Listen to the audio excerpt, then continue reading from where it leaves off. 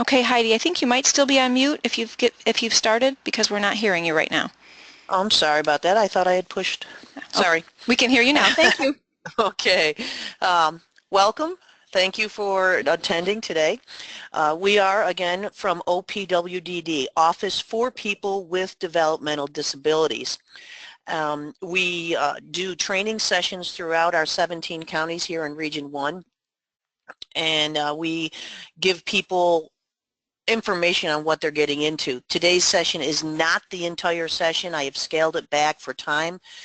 If this is something that you wish to pursue, you will need to go to a full front door session, so please be aware of that.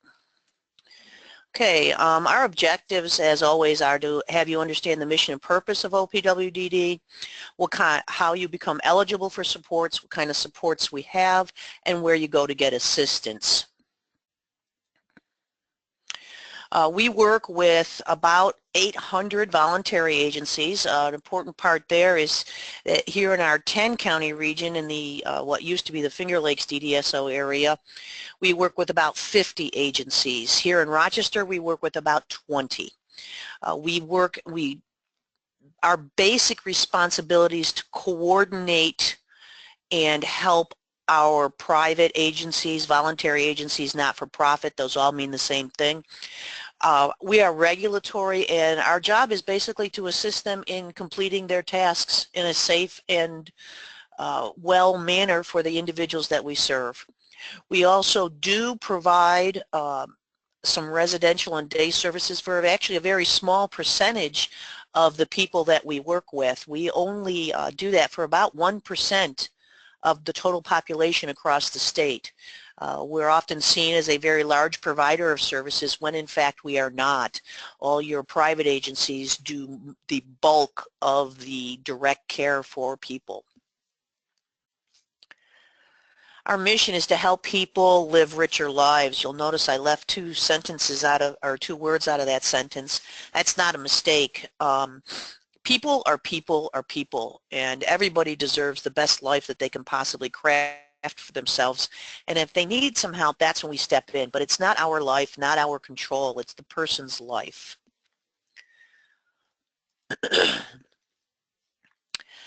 We really want people to enjoy relationships, friends, family, the people that they were born into. Everybody is born into a family. That family has beliefs, traditions, ways of interacting with other people, and we need to keep people in those situations.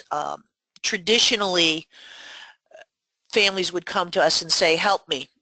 And we took a person in and we took pretty much full control and responsibility of that person. We would tell them where to live, who they're going to live with, what they'll work, where they'll play, who their doctors were, where they're going to eat, what they're going to wear. They didn't have a lot of meaningful choices in their life. They tended to have things like, did you want, oh, I don't know, milk or juice for dinner? Folks, that's a menu option. That's not a real choice. So we realized that by taking that kind of control, we took people's expanded lives away from them. And we don't want to do that anymore. It's not right. It's not correct. So we want to keep people in their communities with their families as much as possible. And by releasing that control, we can also see that people experience the personal health and growth. People are much less stressed because they're actually in direction of their own lives. They grow, they learn much more than they ever could under our complete auspices. We would often do, this is an extreme example, but we'd do things like, congratulations, you got your driver's license. We're never going to allow you to own a car. You know, there's no motivation in things like that. Why should I do it right if I'm not going to get any kind of reward? So we recognize that people need to go along that regular continuum of learning things and growing and being allowed to make mistakes. You know, it's okay. We also want people to live in the home of their choice within reason. You know, I mean, I might want that 56-room mansion, 3-car garage, Rolls Royce in one of those garages, but it's a little bit out of my line. So, you know, within reason, we want them to be in the home of their choice, not where we say they need to live. And again, to fully participate in their communities. We all have people in our lives that we work with. We have hairdressers, we have mechanics, we have places that we shop at regularly, family, friends, neighbors, and we want people to be part of that community. Our principles, absolutely put the person first. It's their life. Not mine, not yours, it's their life. So what is it that they need? We want to maximize opportunities. Where do you want to be? Where are you right now? What do we need to do to get you where you want to be? We want to promote and reward excellence. As I said, you know, we used to not give people rewards. Now we look at somebody and say, hey, you got your driver's license. Let's make a plan on how you're going to save for a car. Okay, you can see the difference there. We are also working very hard on providing equity of access. Part of it is the full front door session. No matter where you go in the state, it's the same session. You only need to take it once. It doesn't matter how many people you represent. I actually had a family with 12 children. They only had to take it once. So, you know, there's that. We're also looking at what's called Money Follows the Person, MFP. And this way, what we're doing is now starting to find the money that is spent on somebody's behalf to the person as opposed to the agency that they might be getting services from. This allows us much more flexibility with the money and the ability to move it where it best serves the person's needs instead of tying it to an agency that may not be what they need. We're looking at providing equity of access. As I said, you know, across the state, looking at accessing services in the same way, and the service means the same thing no matter where you go. We want to nurture those partnerships and collaborations. As I already mentioned, people are parts of communities. We need to keep that going. Who's already in your life? Who is there? Finally, we're looking to require accountability and responsibility. When we release and do not take that full control and responsibility of people, it does not just poof into thin air. People need to become accountable for themselves and the responsibility there. If they can't do it for themselves, then we need them to rely on their friends, family, advocates, whoever's in their life to help them out. We do step in if we have to, but we don't want to step in. Given all that, we had a challenge, and we had to provide a commitment. So we developed the front door process, which is a way of accessing services. It's not really a door that you knock on, but we're calling it the front door because people were accessing services in all sorts of different ways. And there was no consistency across the board or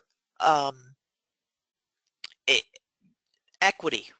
There was just no equity. So now everybody goes through the same process and gets services in the same way, no matter where you go in the state. We are also very, very committed to expanding housing opportunities, employment, and self-direction. We're going to go over those a little bit more as we go on, but we really are looking for innovative ideas, different ideas. We don't want same old, same old. We're looking at people, what's going to work best for this person, not what do we have that we might be able to fit them into. Okay, if you think you might want to go with these services, these are the 4 groups of people that need to go to the front door if you want OPWDD services. The first one would be anybody who does not have OPWDD eligibility. If you have a child in school that has an IEP, you do not automatically qualify for our services. That is the Department of Education. We are the Department of Health, and there are different requirements. So if you do not have OPWDD, you must, eligibility, you must come through our front door. You may have gotten eligibility. Some of you have some older folks that you're working with. At one time you may have gotten eligibility, but you never utilized any services. We have families that do this. They'll get eligibility, but then the child goes to school and everything's fine, and all of a sudden, not all of a sudden, but the child ages and we're looking at the adult world, or they suddenly need more services. So we would have to redetermine eligibility at that point. We also have some developmental centers and people living also in nursing homes, And those people need to go to the front door because it's a much different system than the one that they're in. And finally, for those of you that have the kids between 17 to 22 that are transitioning into the adult world, we are requiring that you go to the front door even if you have all services in place already. The reason for this is that the adult world is much, much different than school world, and you need to know what you're getting into. Okay, the front door, what is it actually? It is a series of steps, okay? And you must complete them all in order to receive supports and services. Now this arrow is so nicely, gracefully swooping across the page for you. Do not be worried, you will zig and zag around. It's simply for illustration purposes, so we hit all those points. So don't be worried if you have indeed started the process and you've done something already that's ahead of where I am. Don't worry about it. All the process steps have to be completed at some point. We do the initial contact and eligibility. Just a quick note about eligibility. If you do not establish eligibility, you will go nowhere in our system.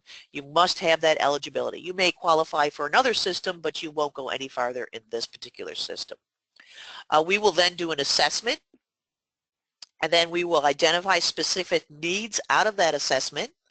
You'll then make a plan, and then you'll come back for final authorization. Eligibility. There's a series of documents that we require in order to prove eligibility for our services.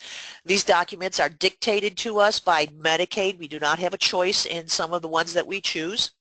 They are the typical things you might expect. We need a physical from a doctor. We need, if you have any specialists in your life, I call them the ologists, the cardiologists, the neurologists, the gastroenterologists, those folks. We're looking at something from them. We're looking at psych reports. We're also looking for proof that the disability happened prior to the age of 22. We're also looking for any kind of adaptive evaluations that you might have out there, and anything else that might pertain to the person. Specifics on that, of course, will come from our access people or a service coordinator if you happen to be working with one. If you are having trouble obtaining all those documents, there are several agencies in town that can help you get those if you don't already have them. And again, our access folks and your service coordinator can help you in obtaining all those documents.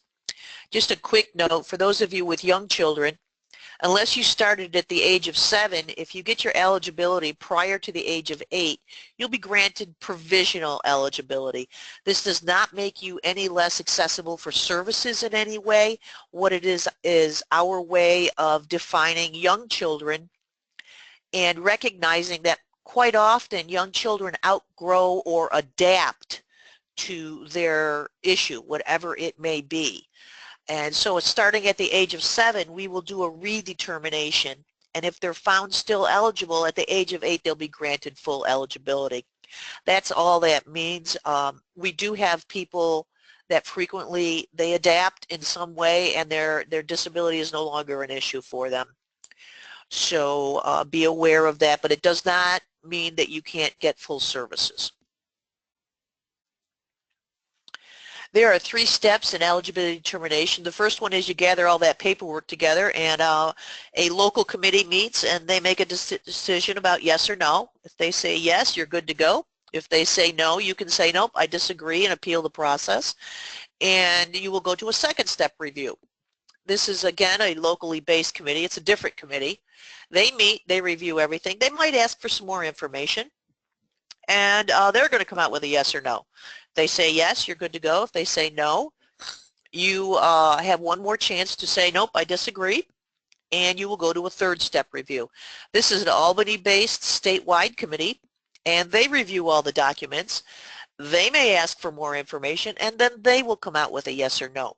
If they come out with a yes, you're good to know. If they come out with a no, you're done at that point in time.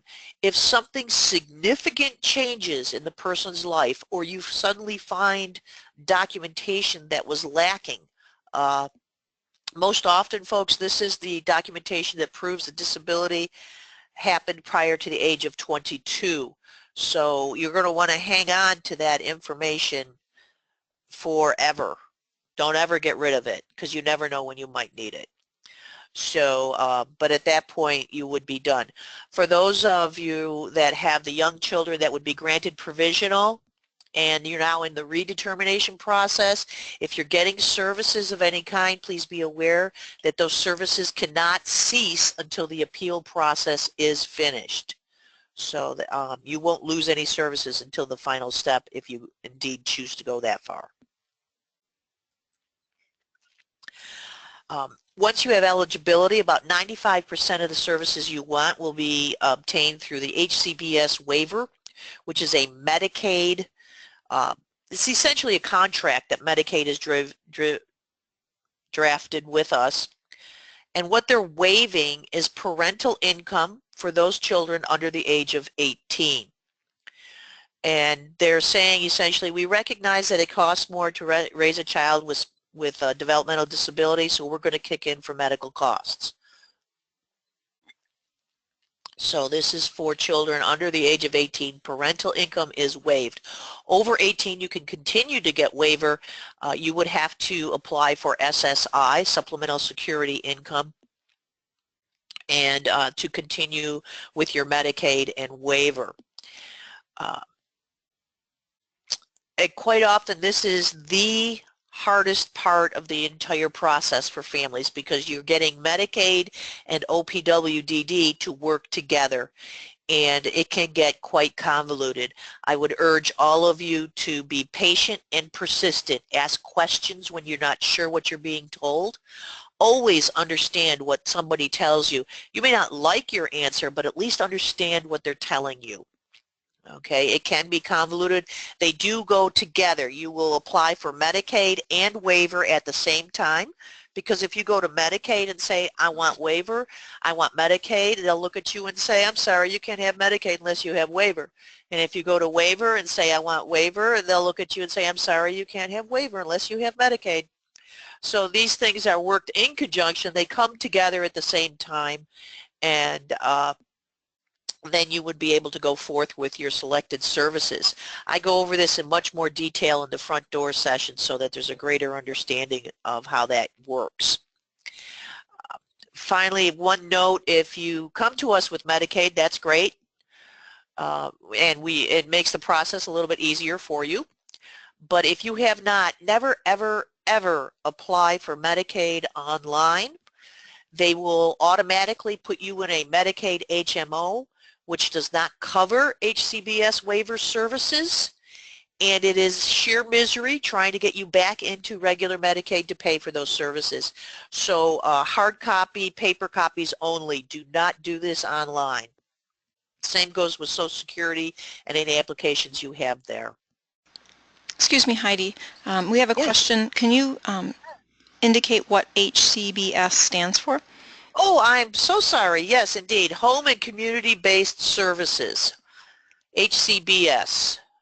Okay, Home and Community-Based Services. I apologize. Thanks. Yep. Okay, once you have waiver services, you have a Medicaid service coordinator. Service coordination is a Medicaid service. If you do not achieve Medicaid, you will not keep a service coordinator unless your last name happens to be something like Gates or Vanderbilt. These are very expensive services and most people cannot afford to pay them out of pocket. So you will need Medicaid. A service coordinator, their main job is to advocate for the person, not for mom and dad, but for the person. They figure out what you need, how you're going to get it, who's going to deliver it, and then monitor those services. That's essentially, in its barest bones, what a service coordinator does. Okay, they're all about helping people live successful lives. One quick note, service coordinators are not paid to have an opinion. So if your child still lives with you, which many of you from the poll earlier, you have children living with you, the older your child gets, the more the service coordinator is going to be advocating for them and want to help them go forth with their dreams, not what mom and dad necessarily think. That can be difficult.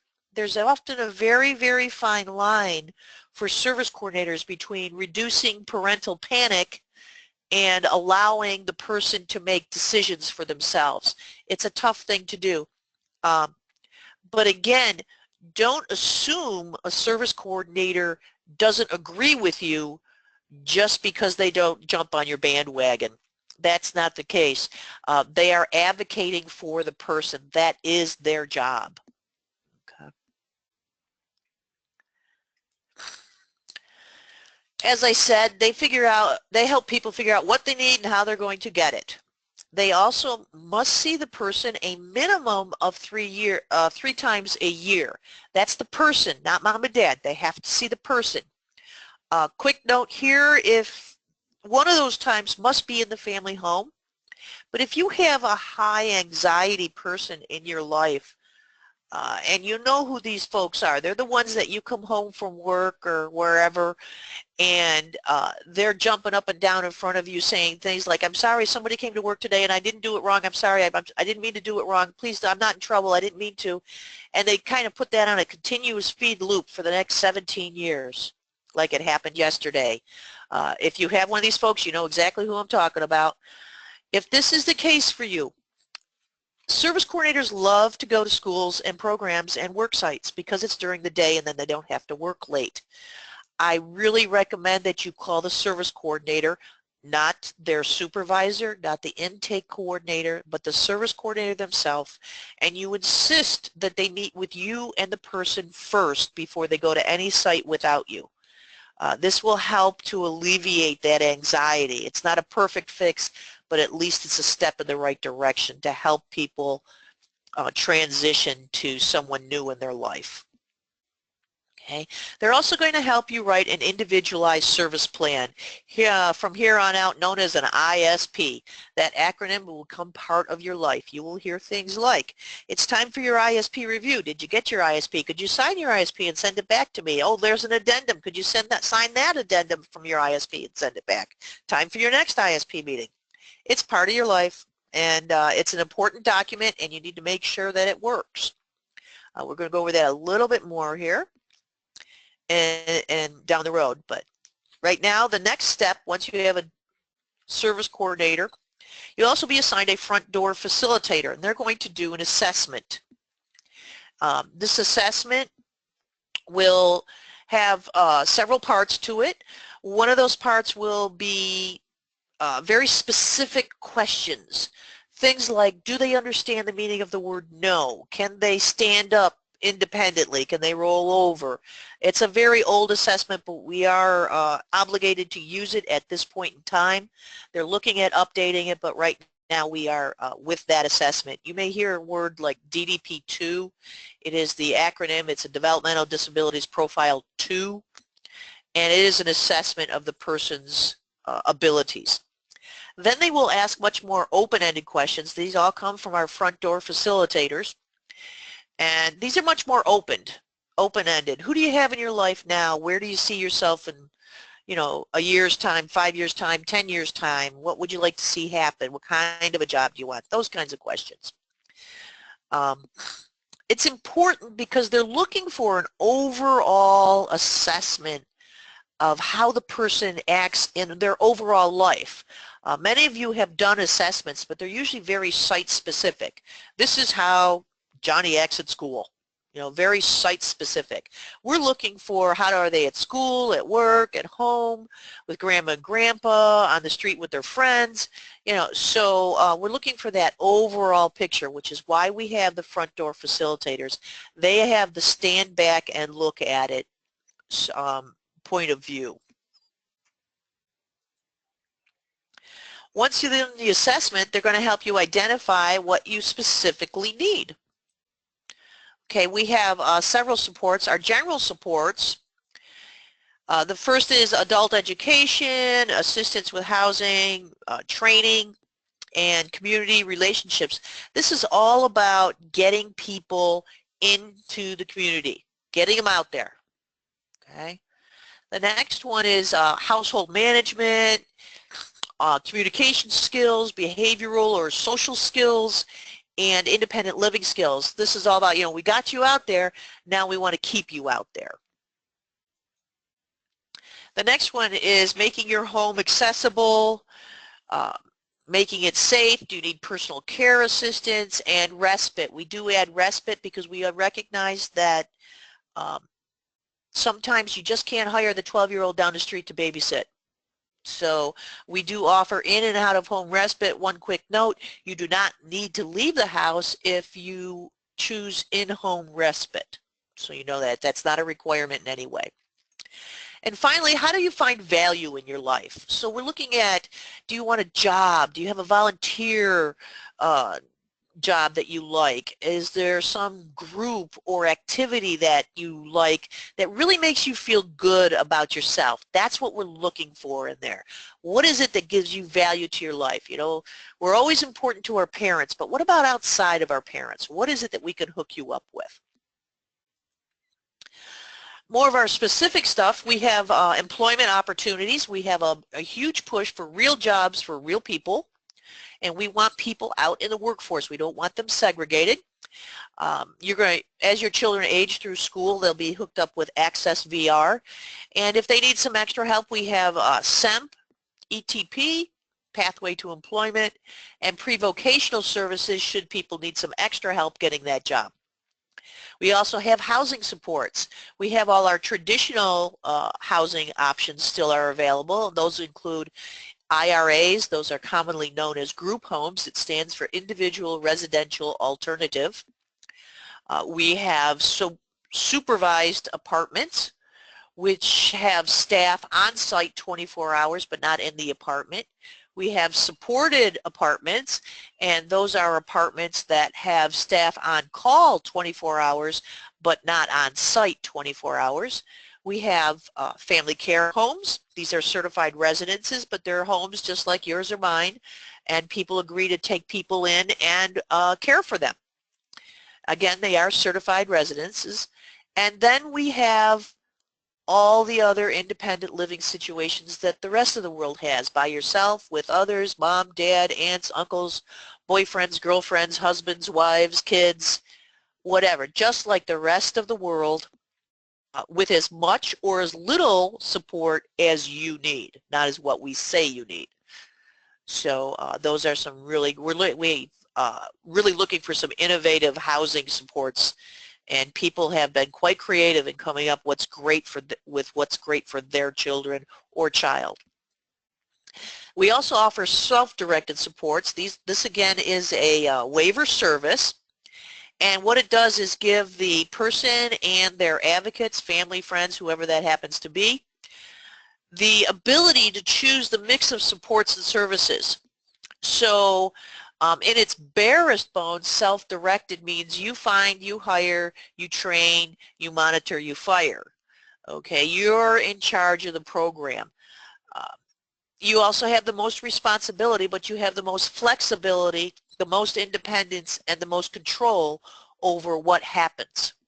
So many, many people like this. You can do it a little or you can do it a lot. It is not set in stone as to how this goes forth for people.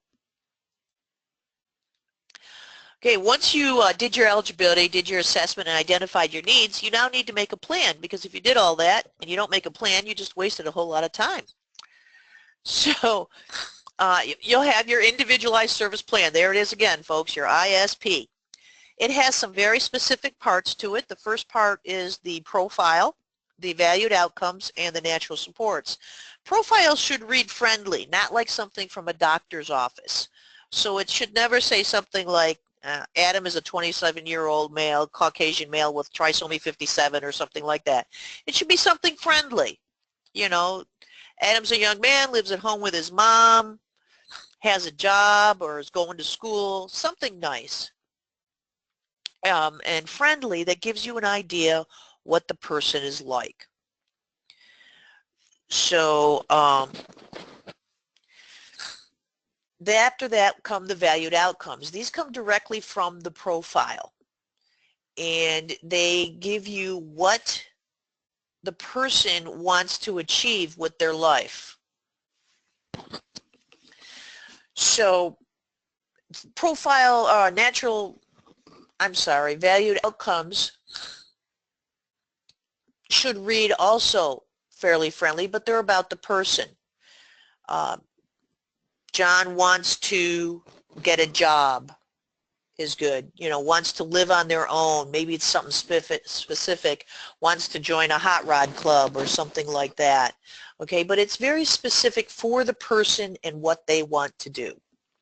After that come natural supports, and these are all the family members that are important to the person, not every single family member. Any church, synagogue, mosque that they might belong to that's important to them, any private groups like the Hot Rod Club or Boys and Girls Club or Boy Scouts, Girl Scouts, those kinds of things go in there. After that come Medicaid services, and your service coordinator would be listed in there. And after that comes the federal services, and then your waiver services that you've worked so hard to get. Then come other, and these are things that don't fit into the previous categories. And finally, signatures.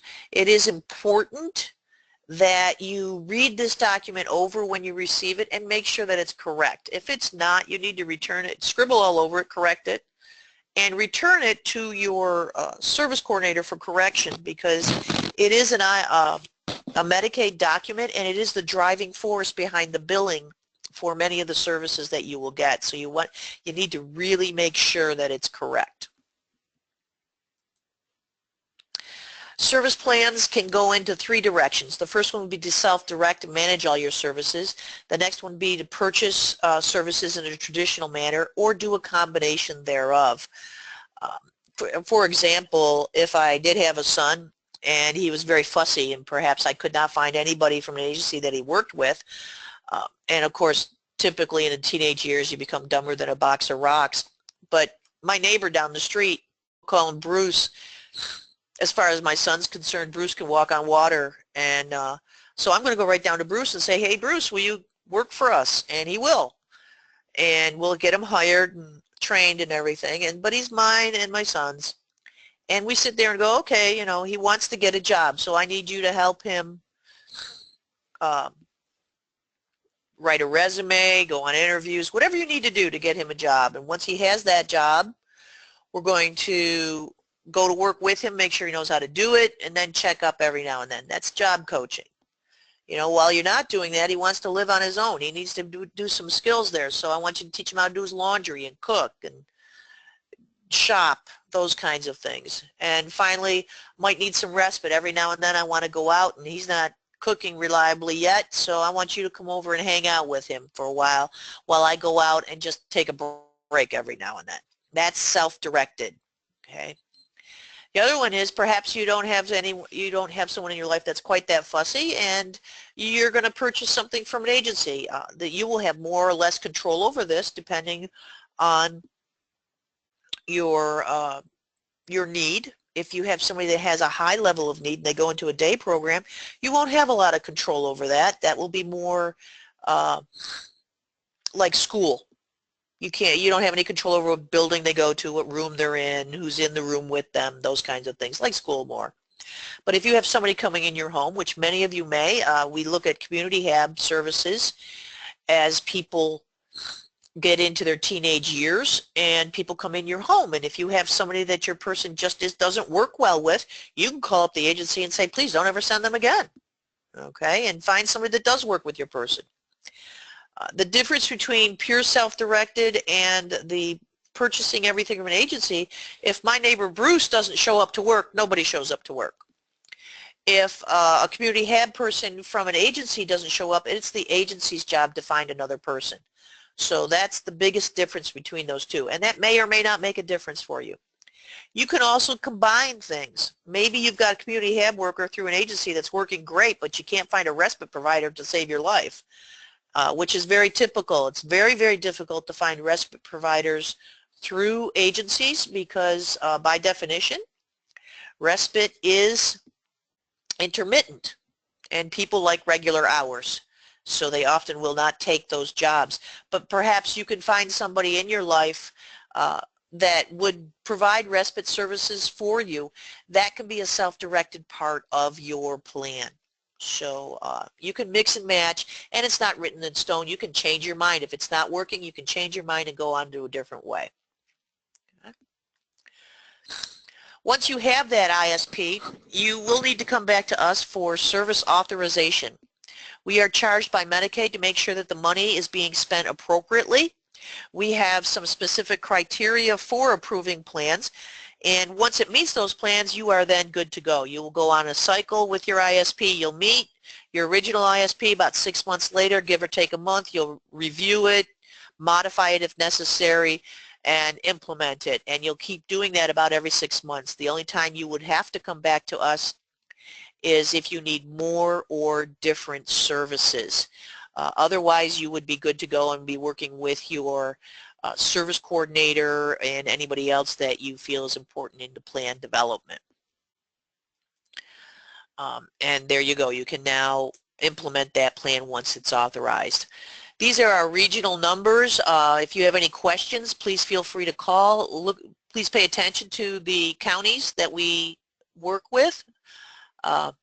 If you make a mistake and call the wrong number, they'll very nicely say, "I'm sorry, I can't help you. Please call the other number." I'd like to now turn this over to Lisa. Thank you very much for your time.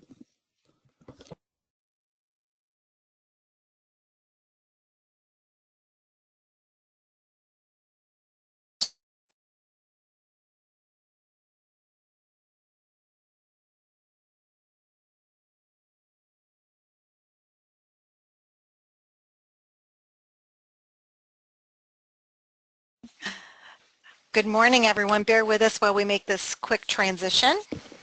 Okay. All right, thank you for joining us today. My name is, as previously said, is Lisa Leary, and I am the Care at Home Coordinator for Region 1 East, which is the Finger Lakes region. I also work closely with my colleague in the Western area, Lisa Harden, and so we're going to go over what is not Care at Home and answer any questions that you might have today about it. So I'm going to pick up on my PowerPoint at slide 12, which is up on your screen, because Heidi so nicely did the front part of the OPWDD presentation, which if Lisa and I were out in the community, we'd do a brief overview of that, and then we'd move into what is Care at Home. So again, here's what I want to share with you about the Care at Home program. As Heidi so nicely described, OPWDD in the recent past, the last couple of years, has developed what's called the front door. Again, it's not literally a front door, but it's a place where everyone around the state actually goes to a presentation, understands what OPWDD is, what it's not, what we can provide, and from there there's decisions made. So our people in Care at Home go through the front door as well.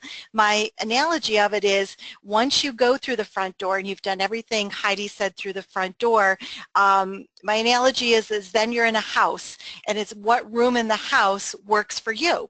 And it, for some people, different kind of things work. And Care at Home, my, again, analogy for this is that Care at Home is one room in the house, and this program may or may not be appropriate for you or your loved one. So we're just going to go through what is Care at Home and what isn't not. As with the HCBS waiver, Care at Home is also a waiver program. Sometimes you'll hear HCBS, the Home and Community-Based Services waiver, described as the big waiver, and Care at Home is the little waiver. So I guess we're the little waiver program. Care at Home OPWD currently operates 3 Care at Home waivers, and we're going to go through who is eligible for those waivers and what services they can provide. Essentially, Care at Home provides services to children, and that's birth to 18, with both a developmental disability and complex medical conditions, living at home with their families. So these kids are living at home, and they're being served there. I think it's important to give you a little history about the Care at Home program, a little context. They were originally known as the Katie Beckett waiver programs. Katie was a little girl. She was born in Iowa. She was born back in 1978. At that time, she was born 3 months prematured and only weighed a little over 2 pounds. Back then, that was incredibly significant. Now we take referrals from local hospitals with children who are born under 2 pounds or a little over 2 pounds. But back then, weighing just over 2 pounds was very different. Shortly after her birth, Katie experienced a lot of seizure activity and severe respiratory issues. She went into a coma and was placed on life support. 3 weeks later, Katie opened her eyes, but she was paralyzed, had a lot of medical issues. She could not breathe or swallow. A trach was placed in her throat and a G-tube in her stomach. She was very medically complex. It's also important to note Katie had very involved parents. Katie remained hospitalized for approximately 3 years. Discharge planning began around her 3rd birthday, but this became very difficult, and the reason for that is many of you may know, again, according to the poll, we have several parents on the line with young children. Insurance benefits, although the parents had insurance, it only covers certain things. Many of the benefits of her plan had been exhausted. So back in 1978, there really was no way for her to be able to go home with the type of care that she needed because of her extensive medical needs. And again, it became quite a dilemma because here Katie sat in a hospital and her medical needs were met, but in fact her parents wanted to take her home. And there was a lot of discussion at this time about what should happen, and Katie's parents, through her advocacy, they politically advocated with their local congressman in Iowa. He in turn said, wow, this doesn't seem to make sense. We have this child in the hospital who's racking up all kinds of medical bills, not getting her needs met. We have a very involved family who want to take her home, and we're kind of stuck. He raised the issue at that point to the presidential level, President Reagan, and President Reagan said, wow, this makes no sense. And so a special exception to the Medicaid policy was therefore allowed, and it began the process, and thus the care at home waivers were born. Katie was discharged from the hospital in 1981, so 3 years after her birth, 3+ years, amidst a flurry of family, friends, media attention, and really that is why the care at home waivers programs were originally known as the Katie Beckett waiver. So for some of us who've been around a long time, you'll hear Katie Beckett waiver and you'll hear care at home waiver, and they really do mean the same thing. So we included a picture just because we thought you'd find it interesting. Through Katie's journey, the Katie Beckett Waiver Program was born. It's now known as the Care at Home Program. And the Medicaid waiver programs live on in every state today for individuals with special health care needs. So that's the background on the Care at Home program. I think it's important to note because they really were a springboard to many of the services that we have today. So what is the Care at Home program? The Care at Home program, and we're going to go into some specifics later on in the presentation, but the Care at Home program, I describe it as a fork. It allows Medicaid, and that's one part of the fork, to pay for some services not provided through insurance, regular Medicaid. This can include case management, which similar to the HCBS program, but a little bit different. Heidi called it Medicaid Service Coordination, and that is what it's called in the HCBS world. In the Care at Home world, it's called case management. Very similar services. The case manager is really the hub of the wheel. That's kind of my description, that they help the families access services, develop a plan, help advocate for the person. So similar, we have a little bit more intensity, which we'll talk about later. It also allows to pay for respite in home and out of home modifications, and vehicle modifications. Again, we'll talk about this a little bit more. But that is what the Medicaid component helps pay for. Those services can also make home care an option.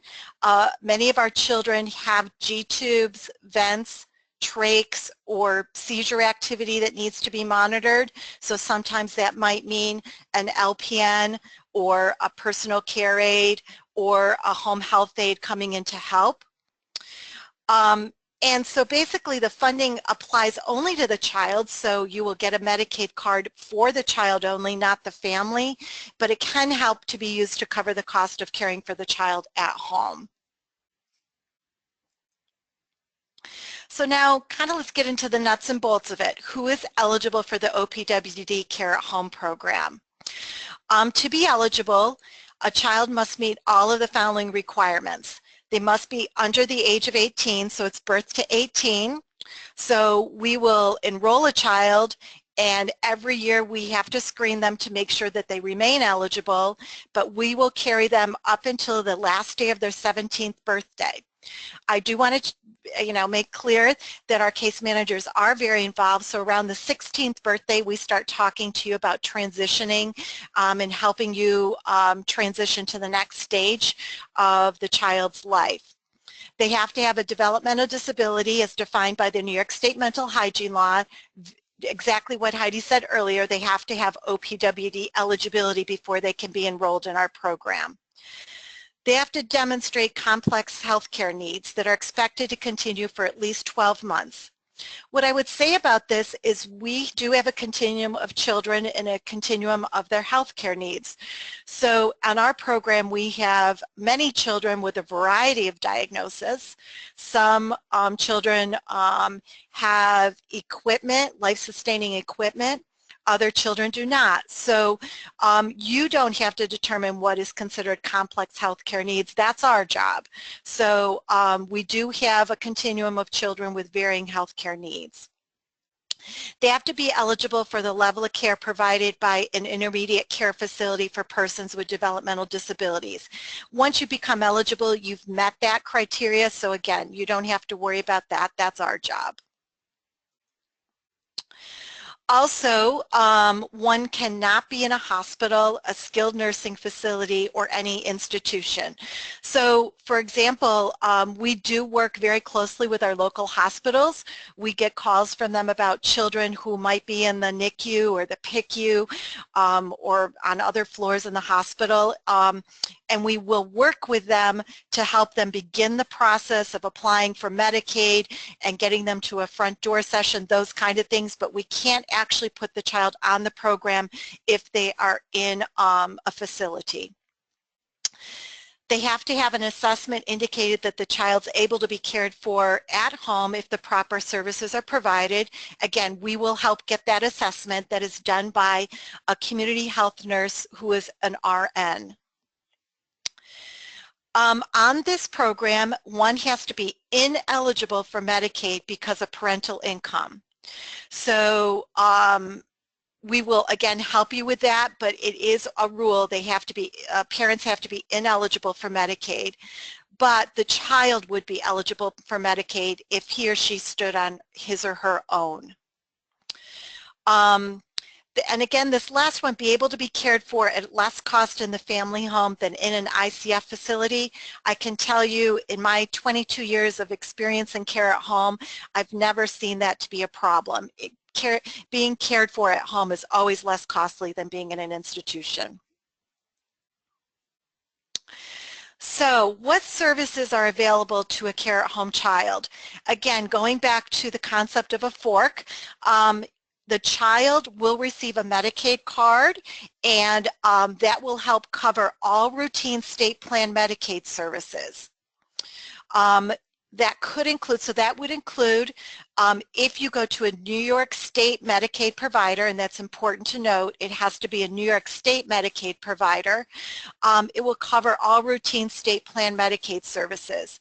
So that if you have insurance, which most of our families do, and you go to a hematologist over at Strong Memorial Hospital, they are a New York State Medicaid provider.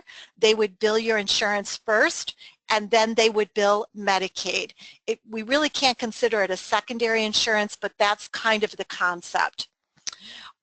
It should pick up, again, if you go to a New York State Medicaid provider, pick up your copays for physician appointments, medications, and it could include, if your child needed LPN services or personal care aid services in home, if they're assessed and need that kind of level of care, it could cover those services as well. Again, we do have a range. I have children who do not receive any in-home care. The parents either choose not to have that, which again is certainly, we honor that, and we have families that receive a lot of in-home care for their child. So it really depends on the situation. Medicaid also pays for the case management. It's a little bit different than what Heidi described as Medicaid service coordination. We are a little bit more intense. Our case managers have to see the child monthly, and that is a minimum, so they could even be out in the home more often than that if needed. And the reason for the intensity of the case management is generally due to the intensity of the child and family's needs.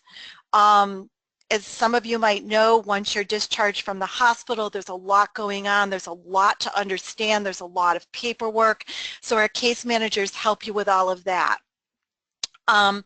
Once you're deemed appropriate for care at home, we do have a list of available case management agencies in the county, and so we will, and that's our job here at OPWDD, we'll review those available case management agencies, and you will choose one and they'll begin to work with you.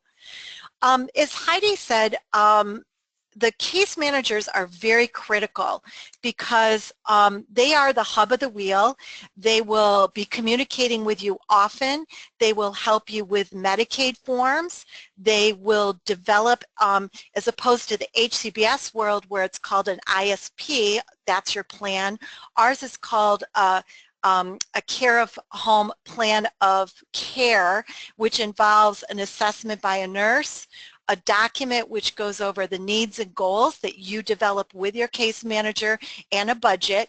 The case manager is responsible for putting that all together, but that's done every 6 months, and it's a review with you and a nurse and the case manager at minimum. And again, you would be signing off on that document that you're agreeing these are the kinds of things that we're needing, these are the goals that we're working towards. So it's your plan for your child. It's not our plan, it's your plan. Every plan looks different for our care at home children. Every child's needs are different. But your case manager is critical to that process. We also cover respite. Respite services can be available either in-home or out of the home. It also can include therapeutic recreation. I will say for our population, for this particular population, sometimes a respite worker per se can't meet the needs of the child. More often than not, sometimes the needs in the home are greater than that, and therefore a home health aide, a personal care aide, or most often an LPN is required. But that is something that is an option. Out-of-home respite can also be provided. We have a couple of agencies that can offer that. We have families that sometimes during a school break, if they have other children, might choose to utilize that for their child with a disability. So there's different out-of-home respite options available. We also cover therapeutic recreation. This might mean aqua services, therapeutic horseback riding, or some other services that our agencies that we certify can provide. Assistive technologies and home modifications are a biggie in the care at home world.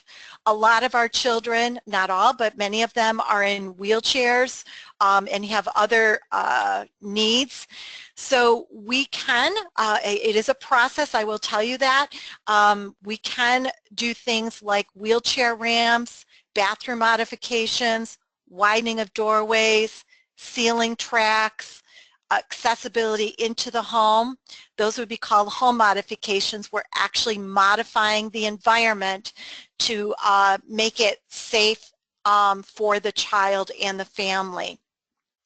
I do want to say In New York State, this particular waiver, we are able to do a lot of those things. There's some boundaries and rules around that. Again, the waiver is funded half by the federal government and half by the state government. So the federal government has a lot to say about what we can fund and what we can't fund.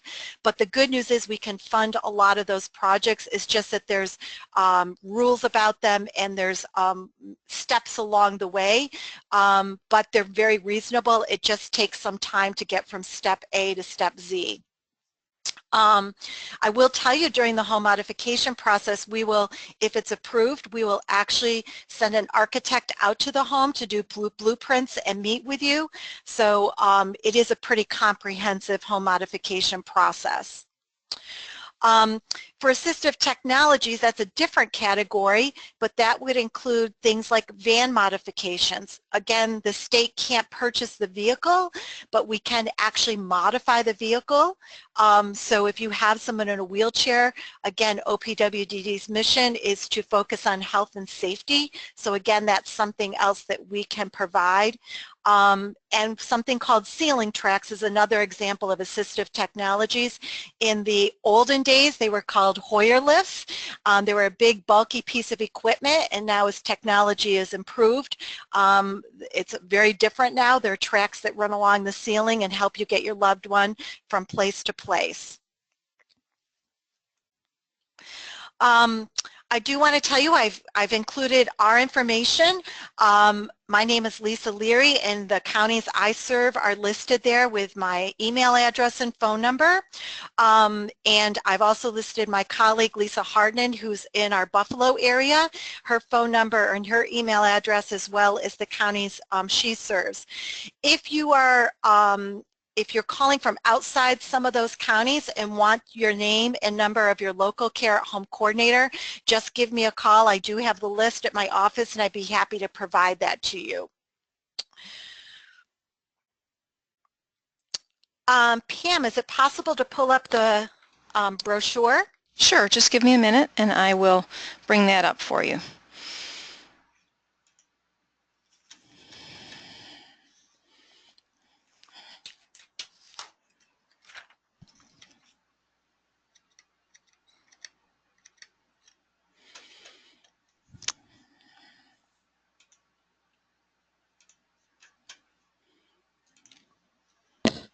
Okay, are you seeing the brochure I already? am. Okay. Yes, thank you, Pam.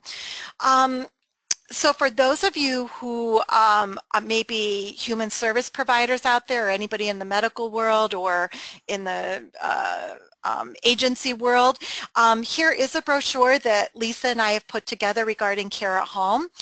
We tried to make this very user-friendly. It does look better in color, but feel free, if you need to do it in black and white, distribute it.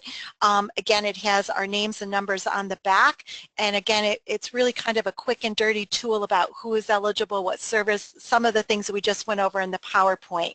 But feel free to distribute it, doctor's offices, families, trainings you provide. Again, don't worry that you have to decide who is eligible and who is not. That's really our job, so we just wanted to make sure you had this available to you. Okay, and I want to point out to the audience that this is on the website, the page for the Inside Scoop. I'm going to navigate there. So this is the page that you can get to with the link that's in your reminder email. You probably have been there with the materials from each of the sessions. And these resources here, the Care at Home brochure and the Care at Home overview of services, are what Lisa is currently reviewing. The presentation was a copy of her PowerPoint. I will now bring up the overview of services. Yes, thank you, Pam. So sometimes I did this quick fact sheet for you because sometimes people will say, well, what's the difference between HCBS and Care at Home? And there are some similarities and there are some differences. So I thought, again, this would be helpful to people. Again, your child would receive a state plan Medicaid card, and they would have that available to them. So where's my audio? Oh, I have it in the other ear. Hold on. I'm talking to you on the phone. sorry about that. We have a presenter who's just joined us, and I just muted her until her session starts up. So sorry about that. Okay, Lisa, you want to continue? Yep. So they would, as we said in the presentation, your child will get a Medicaid card, and just by the mere fact of having that Medicaid card, it can be incredibly helpful. It can pay for a lot of the medical services that your child may be needing. It also sometimes, to be honest with you, can also pay for some equipment. Again, there's a process for that, but it can also be helpful in terms of paying for some durable medical equipment. Monthly case management, we talked about that. Monthly visits from your case manager. And we currently have 6 agencies in the Finger Lakes area. Just to let you know, we do not have as many providers as in the HCBS world, and the reason for that is the certification needs to come from Department of Health, and we pick agencies that have a pediatric bent and also a medical bent. So they have a great depth of knowledge in working with insurance companies, durable medical people, those kind of things. Respite services, we talked about that. Out-of-home respite services, again, we talked about that. EMODs and assistive technologies. Community health nurse visits, that is different than HCBS. As part of your every 6-month review, a community health nurse participates in those, and that is an RN from the community. That person, he or she, may also be available in between the 6-month reviews if you are in need of that. Also, the Care at Home coordinator, myself and my counterpart Lisa in the Western region, we do come to your home every year to make sure that your child's still eligible, to check in to see how things are going, to try to break any barriers that you may be having. Your primary person is your case manager, but you can also call us at any time. So there is a pretty significant oversight on our part. So that's just a quick fact sheet that you can also use at any time if you are in need. That concludes my presentation. I'm not sure if anyone has any questions, but again, you have our phone numbers if you need anything at all, and we can be helpful in any way. We do have one question from a parent. A child who has a physical disability and no cognitive issues, does this keep her from being eligible for OPWDD services? Great question. There's probably a 2-part answer to that. The parent should come to OPWDD to try to obtain eligibility.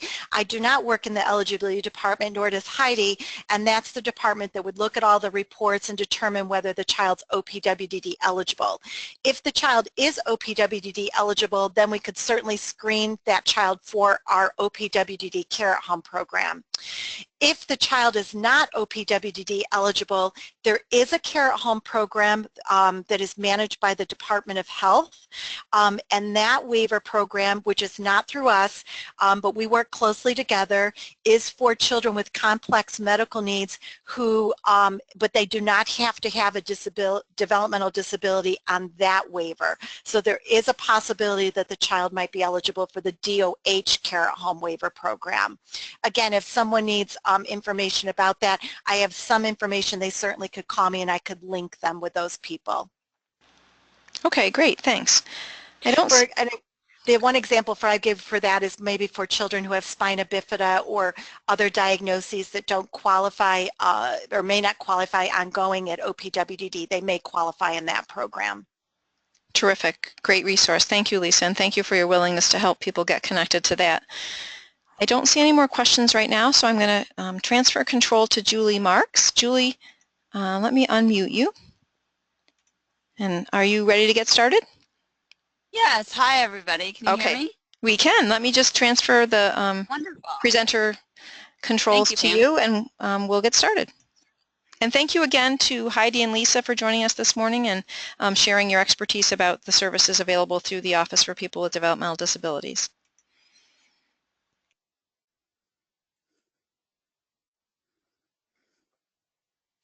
Hi, everybody. My name is Julie Marks, and I am one of the work incentive counselors here at Starbridge.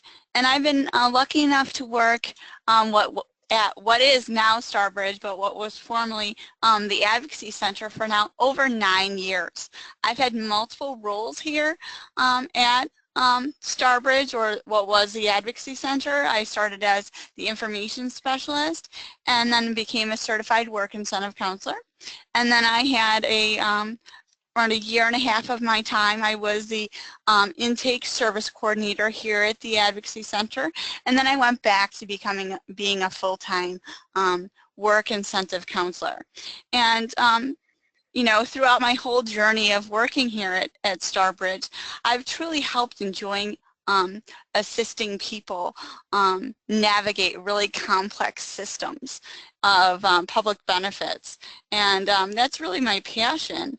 And this is what I really enjoy actually presenting this presentation, which is the tip of the iceberg, a general introduction to public benefits. I'm going to be talking about hospital financial assistance, public benefits, so the Social Security Administration, applying specifically for supplemental security income, Medicaid, and other just other general information and resources that could be helpful for you in exploring this topic. Now, to begin with, what we want to start with is the actual public benefit that most people are going to possibly qualify for, that financially is going to be possibly the most beneficial for yourself, or your child, or a person that you're supporting. Now, that's the New York State Hospital Financial Assistance Program. The hospitals must, since 2007, provide a charity care financial assistance. And all of the hospitals within our region and around New York do provide that option. And in this slide, I've actually included all the hyperlinks to the different financial aid assistance for each of the hospitals, or what they would call charity care. So that's where they are: the University of Rochester, the Rochester General Health System, and the Finger Lakes Health Services. So all of those are right there. Now, to qualify for this program, it is very robust. To be able to qualify for 100% coverage, where you don't have to pay a thing of your medical costs, even though you might not have coverage or any kind of insurance, your income needs to be at 100% of the federal poverty rate. But a person who is even at a 400% of the federal poverty rate would be able to qualify for financial aid through the hospitals. And that's a good thing to remember, because of the high deductibles that are occurring right now, that you can enroll in financial assistance through the hospitals when you need that type of care, and be able to qualify for that for yourself or for your family. And that's open for everybody. You don't have to have a disability. It's open completely to the public. There's not any criteria other than financial need.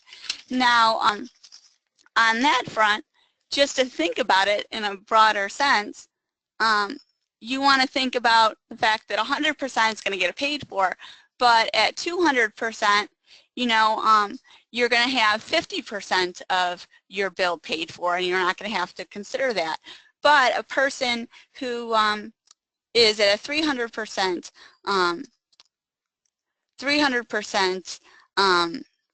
poverty, according to federal poverty guidelines, like let's say of a family of 4, your income for a family of 4 can be as much as $72,750 and still be able to qualify for financial assistance.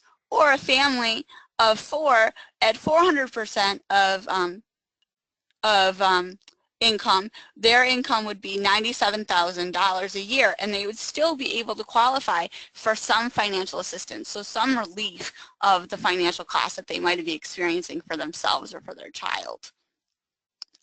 Now, again, this is the tip of the iceberg, and public benefits, or just general benefits in general, you don't know what you qualify for, or you might not know how to advise an individual of what types of benefits they might qualify for. And you're talking about somebody's finances, and that could be a very uncomfortable conversation, and you know, you need to be sensitive about the fact that people are coming from different cultures. It might not be so acceptable to openly talk about your finances.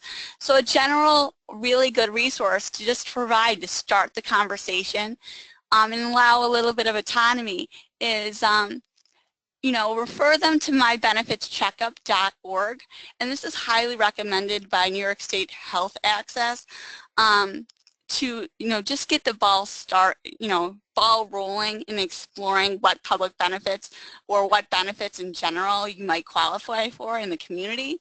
And this is really a simple, straightforward questionnaire that you can fill out at any time. You just answer questions about yourself, your own personal finances or your family's finances, and you also disclose if you have a disability or if your child has a disability and what your the layout of your family looks like.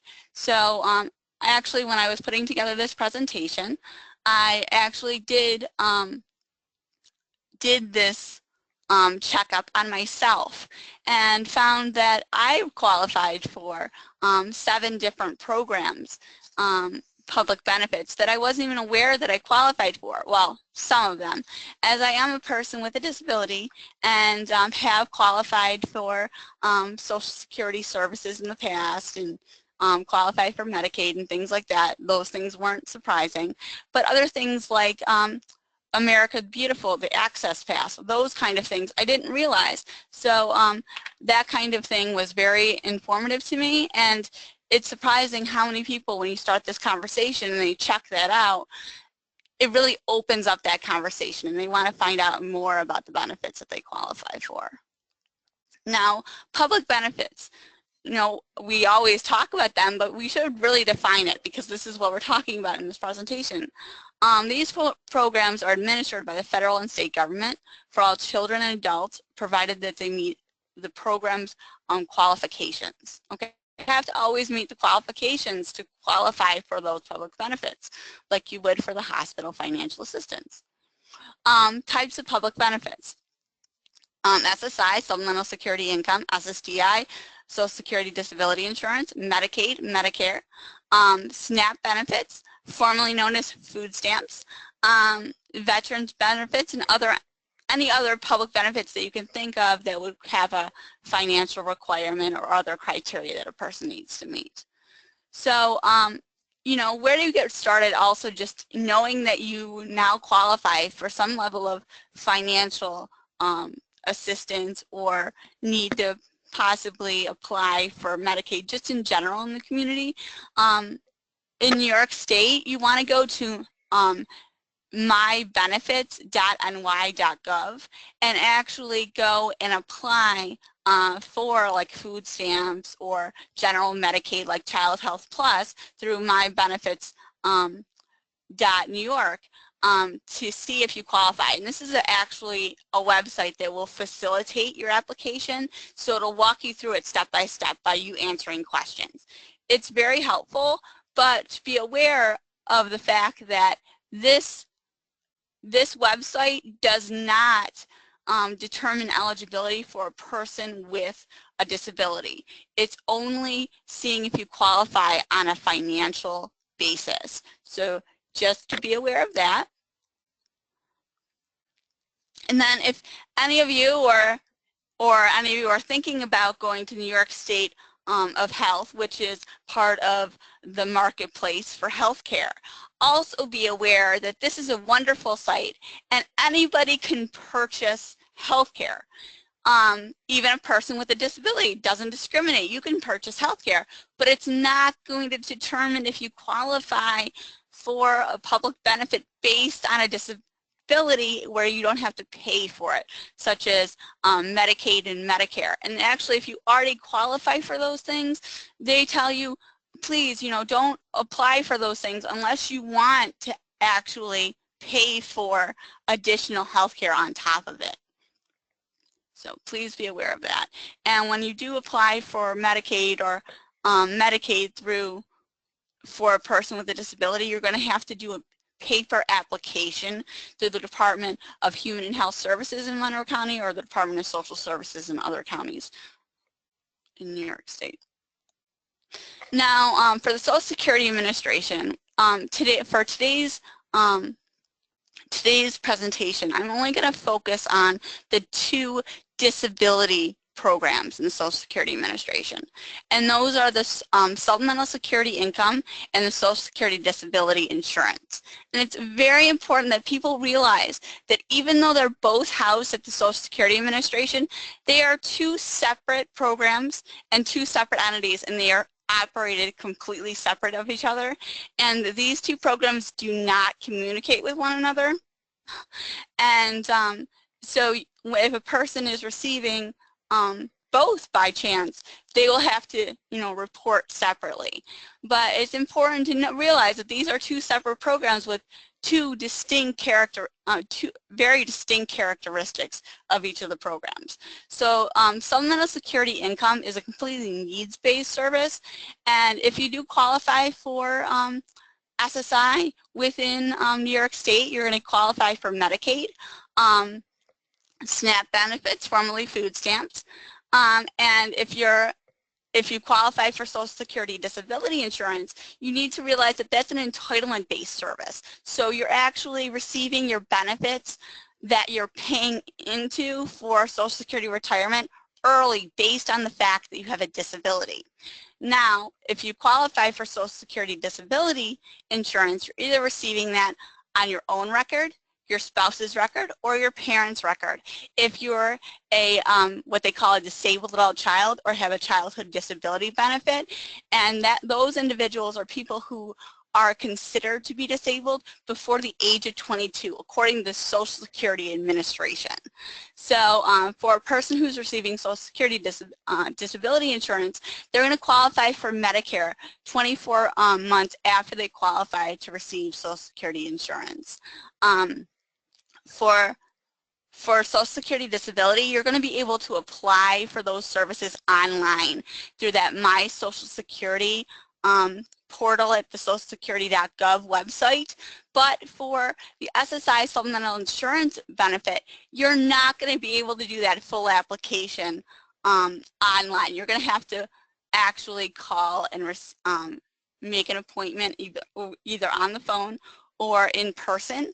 The only piece that you're going to be able to do of the SSI application online is the medical information. You'll be able to fill that out and then they'll be able to access it, but you're not going to be able to process a whole application for SSI. So you can apply online because that's the most important thing. And I've also, on this slide, I provided you with a phone number for the 1-800 number to actually call and make an appointment at your local office, or make a phone appointment, whatever is best for you or the families that you're working for. Know that sometimes going in person, because you're going to have materials that you're going to give to the interviewer or the claims rep, it possibly will go a little faster. When you're doing it over the phone, there might be information that you need to then mail or bring into the office. And if you're going to mail anything to the Social Security office, you want to make sure that you're going to certify mail with receipt. And if you bring anything into the Social Security office, you want to make sure you get a receipt of the fact that those things were brought in and when they were brought in. So you have documentation for that. Now, what do you need to apply for SSI? Now, you definitely need the individual Social Security number and a birth certificate. You need information about where they live and where they've lived in the past, just, for demographic information. And then obviously supporting documentation, current school records like the IEPs, psychological evaluations, medical reports. The medical reports definitely keep in mind of like when your child may have been diagnosed with their condition like autism, like they went through the battery of tests and that was determined that they were on the autism spectrum. That report they got from that neuropsychologist or the team is something that medical report is going to be a key thing. Okay, just for example. But every medical report you have in your possession, please put that into a folder. Names and addresses of all the doctors that your child or yourself have seen. and hospitals where they've been seen as well. So all of that information is going to be helpful to them because they're also going to be requesting information from doctors' offices and the hospitals. But the more information that you have in your possession, the easier time that they're going to be able to see that possibly your child or yourself qualifies for benefits, and makes the process go a little bit smoother. And any information about income and resources. Remember, SSI is the needs-based benefit that you're receiving from the Social Security Administration. So they need to have that information of income and resources and be able to make sure that the person qualifies for those services. Now that is why you're not going to see a full SSI application online, because they need to have that physical interaction for the income and resources piece. Now, in the handouts that I provided you for this presentation, I have all the SSI handouts for SSI application process, and this application process, and talking more in depth about medical proof and proof that you need, and also to keep in mind that when you're doing an application, to make sure that you're filling out all of the questions completely. If you leave actually a question blank and they move on without having the answer, when they process that application, that will automatically cause a denial. So SSI, supplemental security income, there are two definitions, and you're going to see that there is an adult definition and a child's definition. And when you're considering does a child qualify for SSI, they're considering when the child's condition was severely limiting their development and functioning in their daily environment for the last 12 months or longer. And that child does not need to have a medical diagnosed specific disability. It just needs to be where something is severely limiting their development or functioning in their daily environment for 12 months or longer. So having a child have an IEP and having ongoing supports from special education services, those can be significant enough when they actually put it against their criteria. And one of the handouts that I gave you was talking about SSI and applying as a child, and that'll go into a little bit more depth on that front. And now for an adult, that is when you really do need the medical diagnosis of specifically what this medical condition is. So they're going to determine, is this disabled condition severely impacting the person's ability to work for 12 months or longer. And so they want to know what that specific condition is, and if that condition or those conditions are severely impacting their ability to work for 12 months or longer, and that person is showing that they cannot perform what they call substantial gainful activity at the time of the application. Okay, so for what they mean by substantial gainful activity is that the federal government actually puts a monetary figure on that statement. So every year the federal government determines what substantial gainful activity is and defines it in financial terms. And that is, for 2016, is $1,130 gross a month. So if a person is performing at substantial gainful activity or above at the time of application when they're applying for SSI, they're automatically not going to qualify for benefits because they didn't meet one of the components of the adult application, regardless of how severe their disability is. Now, SSI eligibility for children under the age of 18.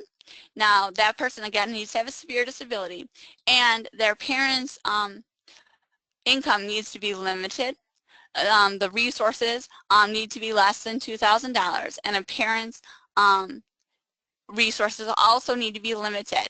It's also very important to consider that when they're looking at the parent's income, that a parent's 401k or any kind of retirement accounts are exempted. They're not going to be considering those. They're going to be considering other things, other investments that might not be considered part of their retirement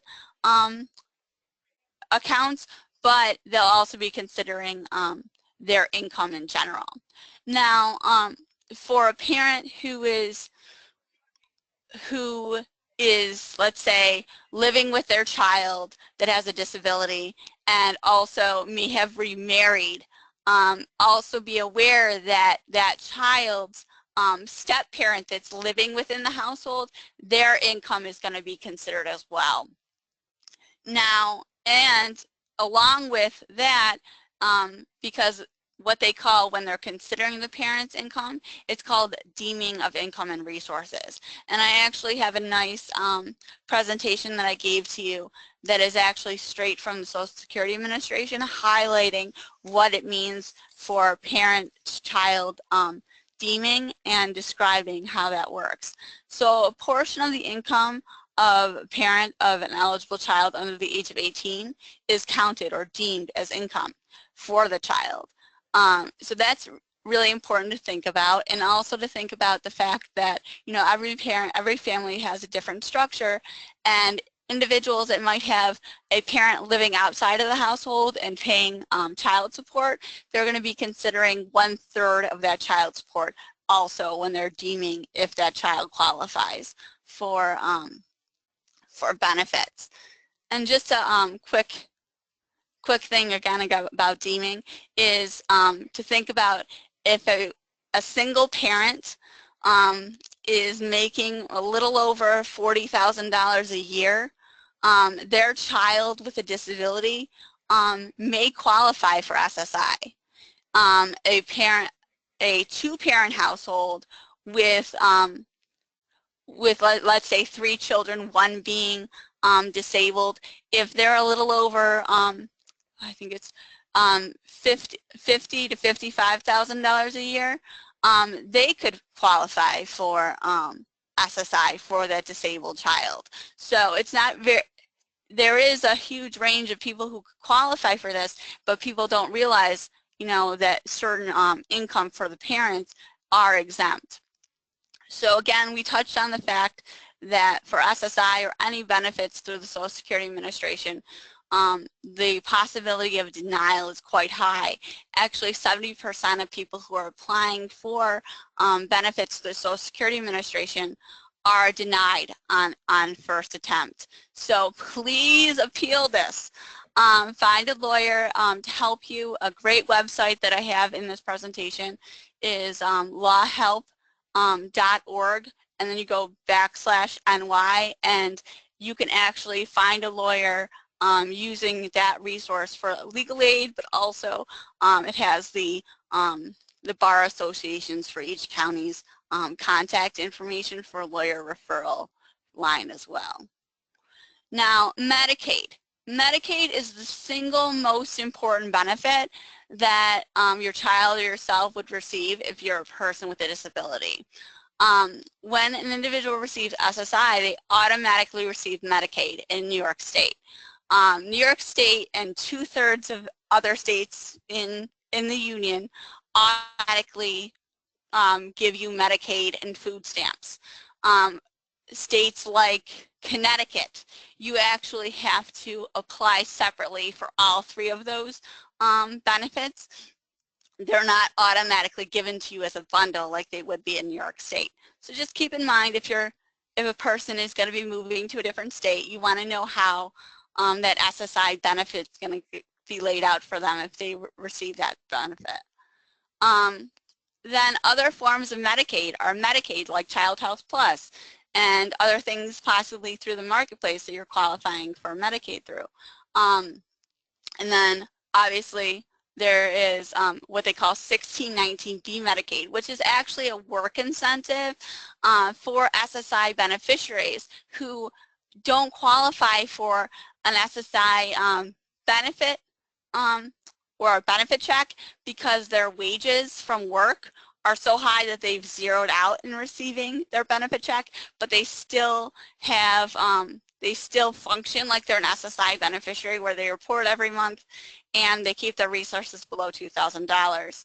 And they go through and document that they do need Medicaid on an ongoing basis. And there's a quick 4-question questionnaire that gets sent out when you're restarting or when you're first getting qualified for 1619B that you have to fill out to be coded that way. And then there is the Disabled Adult Child Medicaid or disregard through the Department of Human and Health Services that a person can qualify for. If their SSI stops due to the fact that they now qualify for disabled adult child or childhood disability benefits from their parent, they're going to be able to qualify for DAC Medicaid through the Department of Human and Health Services or Department of Social Services by a calculation that they do where you already, you would have qualified for SSI if you didn't start to receive the benefits from your parent.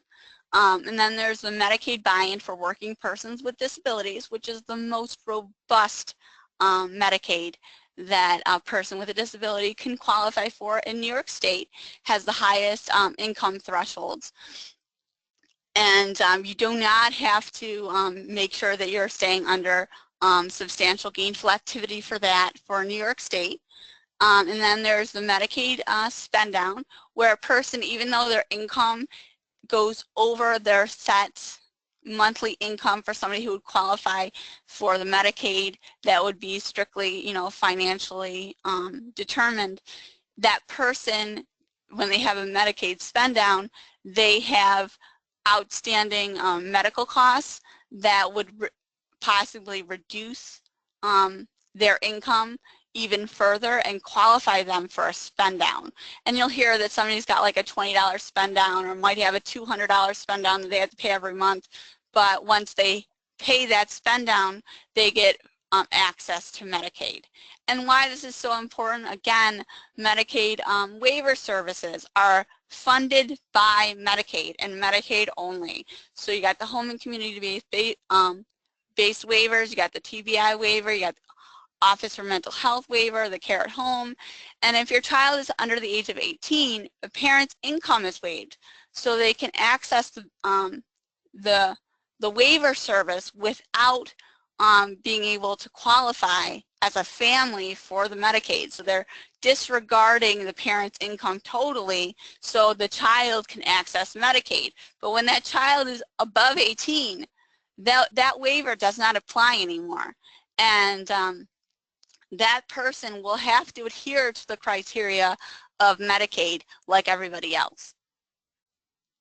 Now, the question is, you know, this seems really restrictive. We're talking about all these public benefits. We're talking about financial criteria to be able to qualify.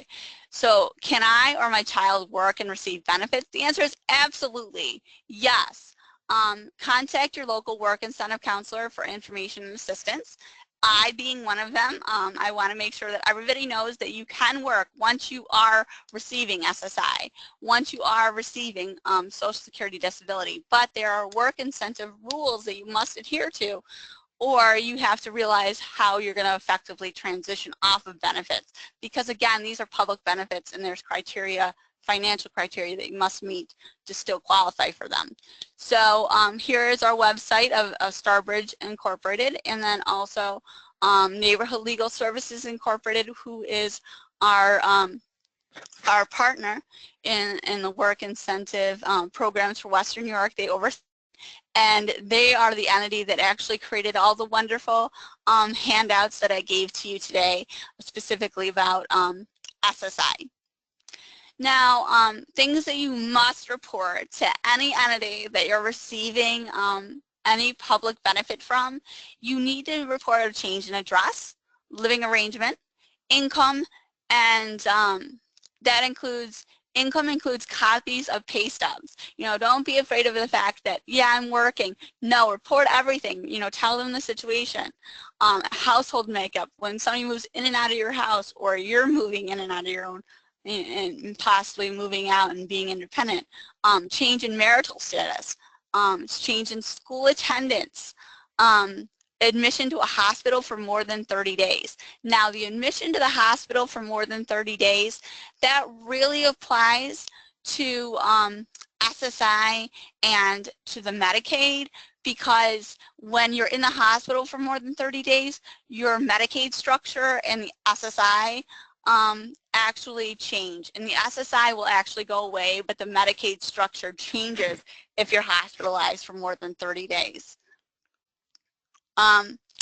Now, again, this is the tip of the iceberg, and, you're going to be, dealing with different life changes. Think of all the things that you had to report. So anytime there's a life transition, a person who is receiving benefits, you should always ask yourself, how will this impact my benefits? And really consider the choices that you have and making an informed choice, not making a choice blindly and then having a negative outcome for that. And just a general resource that I wanted people to be aware of in our community that's available for anybody that is over age 18 or older. There's the Future Care Planning that is operated through the ARC of Monroe, CP Rochester, and Lifespan. They have a comprehensive intake that they do to analyze, what life transition things you're doing and how that's going to impact some of these benefits or what benefits they could receive. And then they also help you if you're thinking about, adult guardianship and things like that. Very helpful. And again, it's for everybody in the community that might need to have that type of conversation. You just have to be over the age of 18. So remember to please ask yourself at every step of the way remember that knowledge is power. Knowing where to go to get assistance and navigating the systems is key. Disability benefits, public benefits are very complicated. So, please ask questions. It's important that you ask questions and seek out assistance from benefit advisors and other very knowledgeable people in the community. Constantly ask questions, constantly go back to the well and see if there might be something that maybe, you didn't explore before, but maybe it would be very helpful to yourself and your child or the people that you're assisting. Now, helpful information and resources that I wanted to make sure that all of you had was Neighborhood Legal Services Benefit Advisement Program. Again, most of the materials that I'm giving you as a handout are coming straight from Neighborhood Legal Services, and their array of at-a-glance fact sheets. Then there's New York State of Health Access, which actually by going through that wealth of information that they have, and it's a wealth of information. So if you are a person who is very much an information wonk like myself, you might enjoy looking through this health access, because it's everything you want to have for any kind of public benefit or health access in the state of New York. And their actual website was the one that helped me design this presentation. So it was very much making sure that I was starting at the very tip of the iceberg and not overwhelming you with information. Then there's the Empire Justice Center. I hadn't brought them up before, but if you are in Monroe County and you or your child has been denied benefits to the Social Security Administration, they do have assistance for appeals if you qualify for legal aid assistance. So for SSI applications or for SSD, and there's criteria of call up, find out when they're going to actually do the intake throughout the week, or if it's the following week, and you call and get assistance. And then at help, the lawhelp.org, which is a very useful resource regardless of where you are in the country. All these resources that I'm talking about, they're going to be available to anybody anywhere within the country, because all of these public benefits are available to people throughout the country, and it just making sure that you connect with a benefit advisor. Topics that we covered today in our presentation was the Hospital Financial Assistance Program in New York State, just general public benefits, and the Social Security Administration applying for the Supplemental Security Income, generally talking about Medicaid and other helpful information and resources. So does anybody have any questions? Thanks, Julie. I don't see any questions coming in right now. If you would like to stay on the line for just a minute or two to give people a chance to formulate those questions, and we will also be taking a very brief break while we transition from Julie's presentation to the presentation that's going to be done by Dr. Paulsino. As I said, I don't see any questions just yet. So I think what I'll do is take control back, put up our 5-minute break screen, and if any of our audience members have questions, they have your contact information. And I will just repeat it. It's in the presentation, which they can find on the Inside Scoop webpage, but it's Julie's email address is jmarks, M-A-R-K-S, @starbridgeinc.org. And if you call our main number, 585-546-1700, and ask to speak with Julie, you'll get connected directly to her. So thanks again, Julie, for sharing all this great information about public benefits and for all the resources that are available on our website. And we're going to take a quick break. Thank you.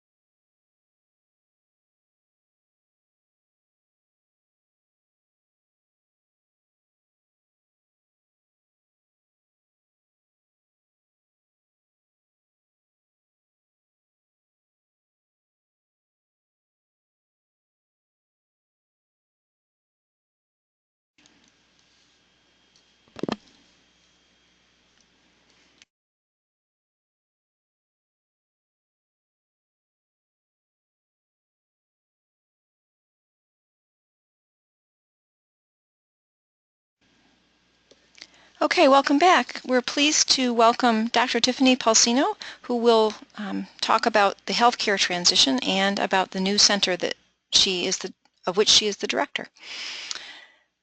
It's going to look like Heidi Kaiser is still doing the presentation because we are sharing a computer for each of our guest presenters, but it's Dr. Paulsino, so welcome.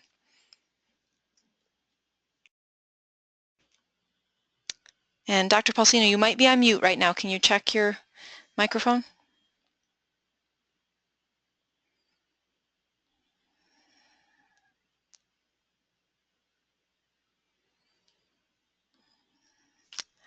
Oh, hang on just a second. I think I have you muted. Can you pause for just a minute?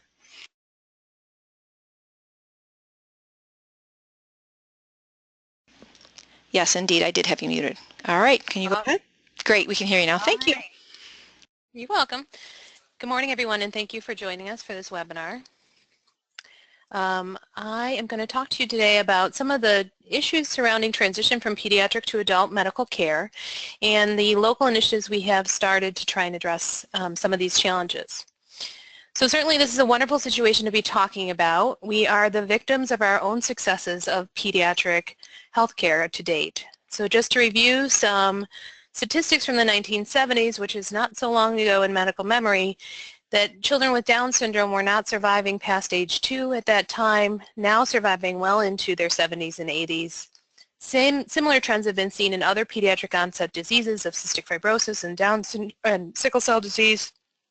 Children are surviving well into adulthood. In fact, in the majority of pediatric onset conditions, there are more adults living in the Rochester area with those diagnoses than children. So we're certainly in a wonderful situation to be discussing.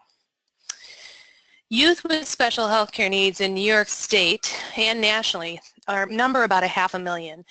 That accounts for about 14% of the population of children. About 125,000 age out of pediatric care every year in New York State.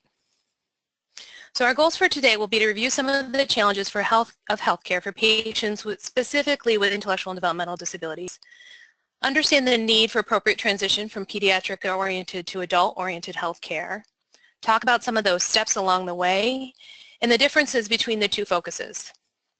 We'll talk a bit about some of the barriers people are facing and some local resources, including the center, that have been initiated to try and address some of those barriers and smooth the path. So some of the challenges for adults with intellectual and developmental disabilities that are hitting our healthcare system currently are that there are a significant number in New York State. There are 2.5 million people in New York State that have one of 5 disability types that limit their ability to be active or complete activities of daily living. That's a large number of people. The majority of those with developmental disabilities are cared for and live with parents over the age of 80 and themselves are over the age of 60. So we're dealing with aging caregivers who are in place with their aging dependent adults, providing a situation where both likely need some supports and care. There's also significant lifelong impact of underlying disease that's out of proportion in the IDD community than in others with similar diagnoses in this population. So from a medical provider's perspective, it creates a very challenging situation for care. For instance, people with IDD in their adult years are more likely to live with complex health conditions, have limited access to quality health care and programs, miss routine cancer screenings, have poorly managed chronic conditions, including those traditionally of adulthood and those that they're coping with from childhood, be morbidly obese, have poor vision and hearing, and struggle with mental health problems and are on multiple medications. In some situations, the wrong choice, sometimes too many, and sometimes not enough. So in addition to the burden of care and the complexity of those situations, the healthcare system is not adept at dealing with the costs of these care issues. So about 5% of the population is accounted for in the Medicaid population are adults with IDD, but they account for about 14% of the spend. In addition, when adults with IDD are admitted to the hospital, they tend to stay longer and come back to the hospital more often. So here is some data from Strong and Highland Hospital done under the leadership of Steve Salkus and SCDD at the University of Rochester.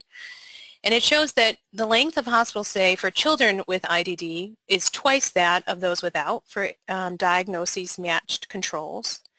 And for adults with IDD, it's almost more than twice. In addition, they're more likely to be readmitted after going home in a well state on both sides of the coin, pediatric and adult care. So now that we've talked about the burden of care in adult health care and why this is a challenging population for the adult health care system to be prepared for, we're going to talk a little bit about how patients and providers can facilitate a transition from pediatric to adult-oriented care that can be successful. So the purpose of healthcare transition is to formulate a purposeful, planned, and well-timed event. The idea is to move from a child-centered to adult-oriented healthcare system. And the goal of that process is to optimize the ability to assume an adult role. Now that is a delicate process, especially if you're approaching adulthood with IDD. We have to find systems that are developmentally appropriate for you, that allow you to maximize lifelong functioning and optimize the resources that you have in your caregiver circle. So we're going to talk a lot about that today. What we do know is that if we don't do anything to help people move through that system, in addition to all those challenges we initially talked about, just being an adult with IDD or chronic pediatric conditions, if we don't do something to move you through that transition process, kids with transplants have more rejections. Kids with diabetes and inflammatory arthritis like rheumatoid arthritis have worsening control just by the fact that they've moved out of pediatrics despite the same medical treatment. Kids who have congenital heart disease need more urgent, 3 times as likely, in fact, cardiac care than they did just the year before in the pediatric system. And young adults with sickle cell disease die more often as they move out of pediatrics within that period of time. So the idea of transition is to have a well-timed, warm handoff from your pediatric specialty providers and primary care providers to the adult healthcare system. Unfortunately, a lot of people see this as a period of time where they're standing on the edge of a cliff, don't know what to expect, and feel like they're about to fall off. So in anticipation of this increasing need, there was a consensus statement in 2008 published by the American Academy of Pediatrics, the American Academy of Family Physicians, and the American College of Physicians, all primary care focused professional organizations, in an attempt to guide providers through this process and facilitate that warm handoff to capture patients. That initial mission statement was well received but saw little progress. So in 2011, they revised that flow and recommendation. And that's the flow diagram that you see before you. My response to this, and I think for a lot of providers, was simply that we have so many things to deal with as primary care medical homes, caring for panels of over 2,000 patients. How are we going to incorporate this complex algorithm in a system that can't handle all of those burdens of care that we just discussed? How are we going to be able to take good care of these patients and do this in an organized way? So in response to that, an organization called GOT Transition formulated an approach that broke it down into 6 core elements. These 6 core elements are meant to guide the healthcare system as a whole, or a practice, on how to formulate a response to these recommendations. I'm going to break that down from this perspective of the community provider, the service coordinator in the community, other people in a patient circle of support, parents, and clients themselves, because I think these have important implications for everyone in the process of transition. So we're going to start with this idea of a transition policy. So I have to tell you that this is one of the things that healthcare providers on the pediatric side have been the most resistant to, and that parents and caregivers find the most helpful. The providers are resistant not that they don't want to create a policy, but they're fearful that we will lose the ability to tailor plans and approaches for each individual person's need. And I would argue that that's actually not the case. And they're also concerned that parents won't receive this very well, or caregivers, or even patients, because they'll see it as a way that the pediatric providers are delineating a way to hand them off or to kick them out of their practice, so to speak. When I talk to parents and patients, they see the policy more as a roadmap, It's very hard to know what to anticipate if nobody lays it out for you early on. And if it's delineated in a clear way early in the process, we can all formulate an approach to that and advocate in a way that's productive. So what I've put before you is an example of a transition policy, one that I would recommend starting with as a template as you're thinking through this process as a caregiver or provider. What you want to start with is a process that begins between ages 12 and 14, anticipating that most people age out of pediatric care between 18 and 22 years old. And at that age, you're going to be starting the process of education. We're going to talk a little bit more about that. And what you want to reassure families and caregivers of is that the system of transition will be tracked and monitored much like you would immunizations and other healthcare maintenance. That for you as a provider, that is as important for their health as anything else you've done in a school-age physical or shots or checking their weight and height. And then you want to make very clear at what age you expect that handoff to occur. And in that way, you're committing to this for the patient. So much like you would commit to completing that camp physical so they can go to summer camp, or commit to sending that form to school so they can get their medications. You're committing to handing them off in a way that's going to maintain their health and that you will participate in that handoff. And I have to say, for those practices that do have transition policies, parents and caregivers love them because they know what to expect and they're reassured that that's part of the healthcare system. So as I said, the first step is the transition policy. The second part of that, which is crucial, is transition tracking. So in order to feel captured and secure, families and patients need to know that they're going to be monitored through this process. So you need to create milestones along the way where you can assess where they are in readiness to move forward. Because there's a good time and a bad time to transition for every family and patient. And in order to be able to assess that, we need to know where they are on that continuum. Again, similar to healthcare maintenance and immunizations, you need to know how they're moving through that process. It also allows you to identify who has a special healthcare need and how that may evolve over that period of time. What other milestones are occurring during that process? And engage the caregiver and patient in that planning process so that they know what to expect as they enter the next visit with you.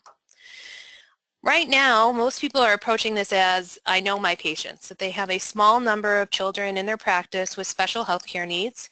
And so they know who they are and they know where they are on that spectrum, and they're either going to keep them forever or they have somebody in mind to hand them off to, which is great and very personalized. However, the challenge with that approach is that the patient and the caregivers are not involved. And so frequently, even though they feel like they have a very secure relationship with their pediatric providers, they don't get engaged in the process so that when transition does occur and that transfer occurs, it still comes as a surprise and they still feel as if they've stepped off that cliff.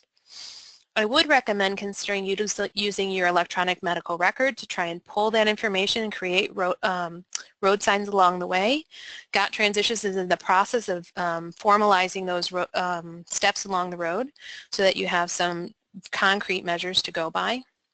And the other option is to pull reports from your billing or your insurers for patients that have those diagnoses if you don't have an EMR, knowing when at least their last visit was. The next step in the process after formalizing a registry based on your transition policy is working with the patient and their caregiver circle on transition planning. Now, transition planning is really meant to develop a roadmap. The idea being that you don't really know what path this young person is going to take, so you're starting it somewhere at the you are here point between the ages of 12 and 14.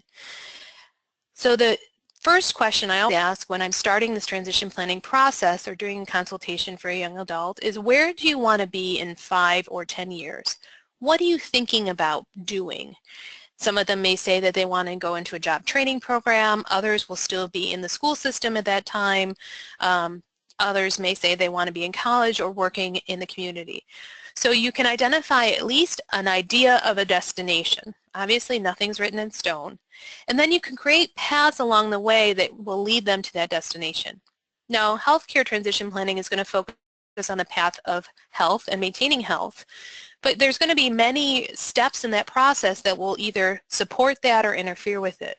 So graduation from a high school program, moving out, having loss of aid supports in the home, losing or transitioning in a MSc.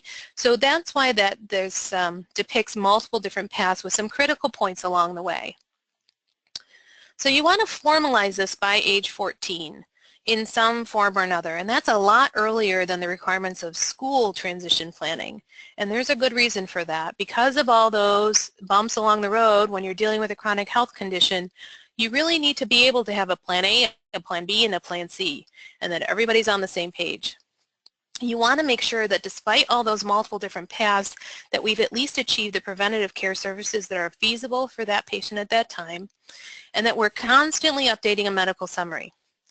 As that process is occurring, you need to be conscious of what adult primary care physicians in your community are going to be appropriate for this young person to transition into, or into the community that they're planning on transitioning to. And that can take time to identify and build that relationship.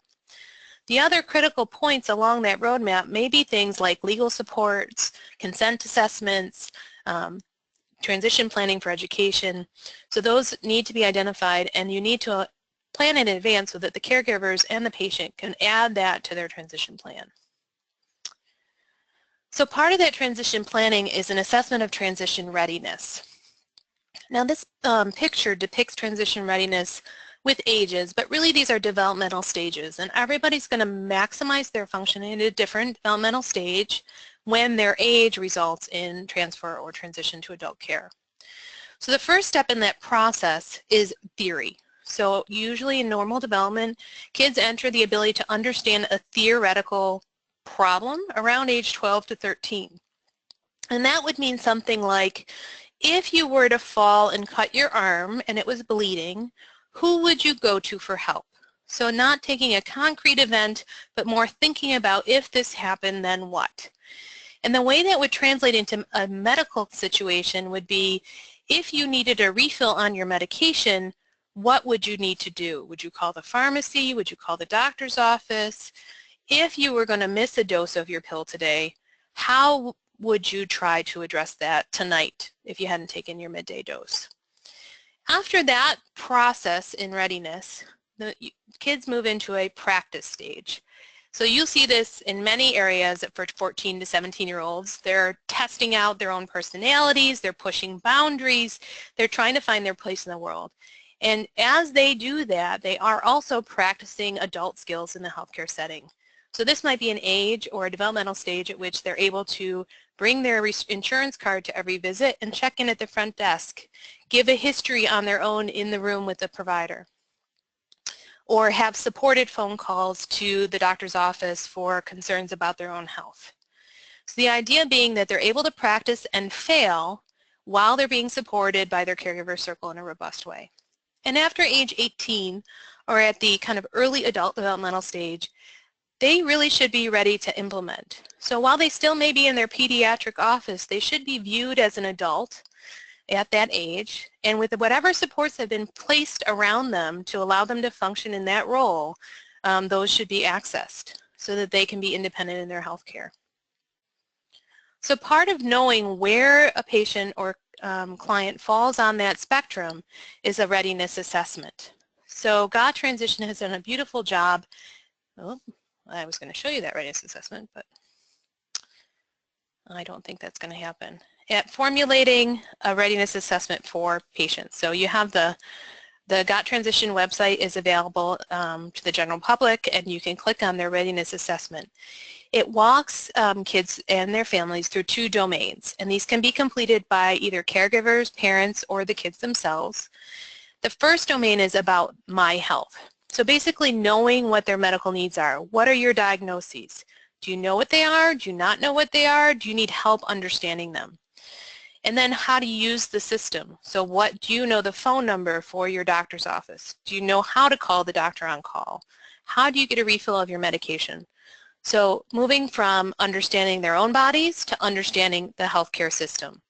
And based on that assessment, you can really grade where the kid is falling along that spectrum of development and how they're progressing through it. I think it's when I do this with young people, it's very eye-opening for both the caregivers and the kids. It is quite frequent that the young people are much more prepared and savvy about the healthcare system than their parents or caregivers have any sense of. They haven't missed much during their journey of health, especially if they've been chronically ill, and they have paid attention to how their parents or caregivers are navigating that system. What I think most people are shocked at is how little they know about their medical needs. So while they may be savvy to the system and the checkboxes that they need to get through it, they don't really understand the disease or the process that ends them up in the doctor's office. So part of that assessment, understanding your child, client, or your own ability to make a decision. And as I said, that age between 14 and 17 developmentally is a practice time. And decision making is no different than any other skill.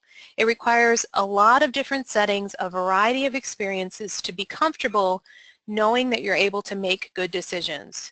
And this occurs in all aspects of life. The important part is to identify what would be the right supports and at what time does that child or young adult need them. And that allowing that process to occur in the pediatric setting as you move through a transition readiness assessment brings about discussions of guardianship, circles of support, and then sparks that conversation. So while as a healthcare provider, I may not be doing a decision-making assessment, by asking those questions about readiness and constantly reviewing with caregivers that I don't think that we've reached this goal and we're approaching 14, 15, 16, 17, that's going to spark questions of, okay, once you move into the 18-year-old legal age of decision-making, what's going to happen? So because we start the conversation early, nothing becomes an emergency. And that's really what we're trying to avoid, is we don't want to get to 21 years old and really not understand how or if our young person can make decisions. So this is just a depiction from Healthy Transition New York of a circle of support. So if I have the opportunity to work with patients and families before they move through guardianship or before they have an entrenched decision-making circle, I really try to talk to them more about formulating a list of goals and skills before they decide who's going to make decisions for them. Because that doesn't need to be an all or none event. But it does need to be in writing and clear before moving into the adult healthcare system.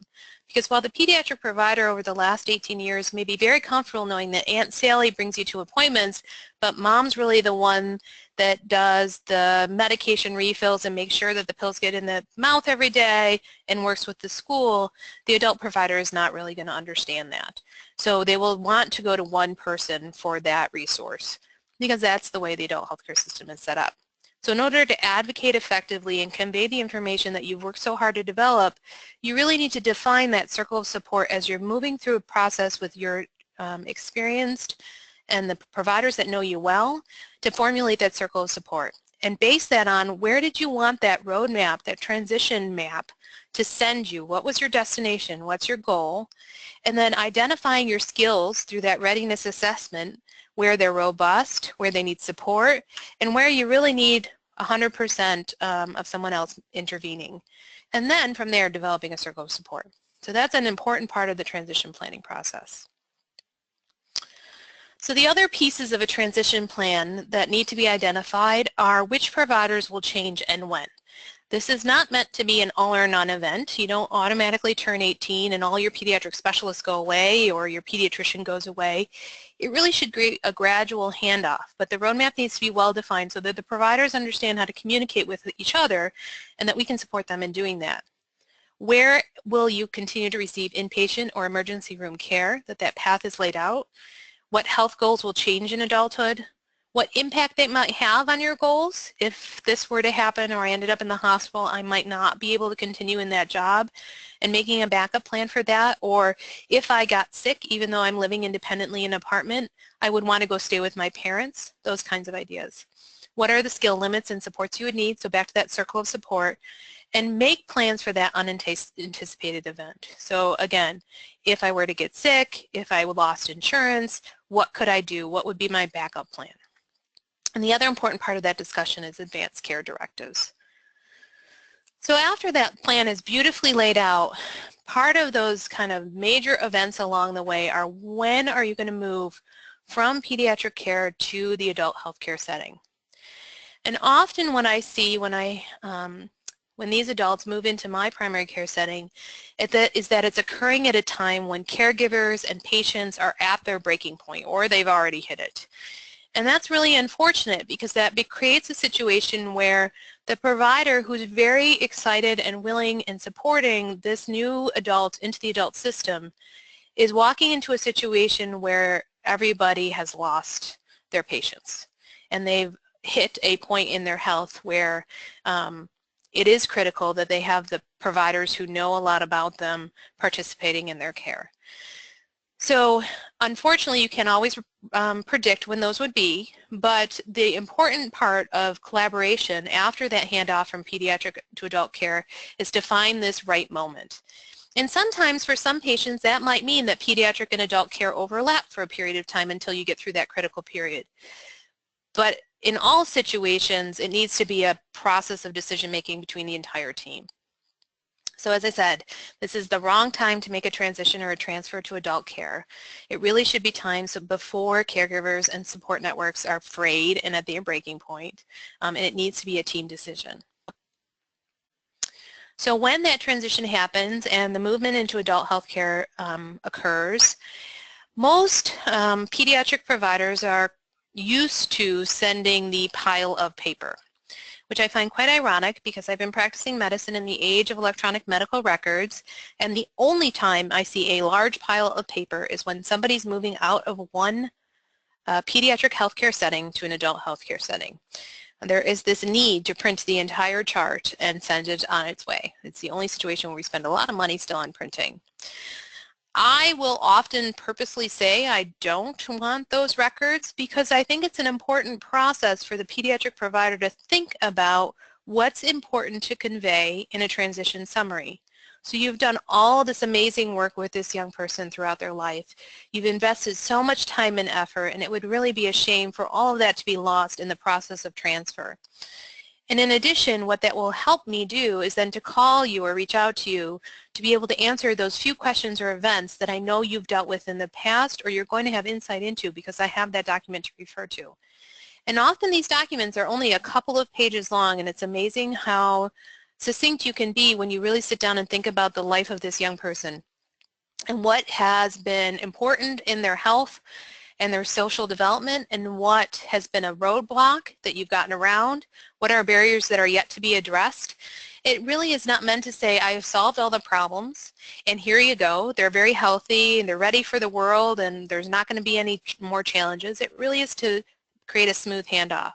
So that summary should include ongoing or resolved medical conditions. I fully expect there to be some acute or urgent need at that first visit. Nobody can predict everything, and that's why they're complicated and have health conditions and need a doctor. But I need to know what recently happened that you resolved and what you have already done up till now. Any major surgeries or procedures that need follow-up or have continued impact on their life. The usual medications, allergies, durable medical equipment certainly cannot get lost in this transition process. That's the biggest complaint of caregiver circles, that is often what gets lost in this scuffle.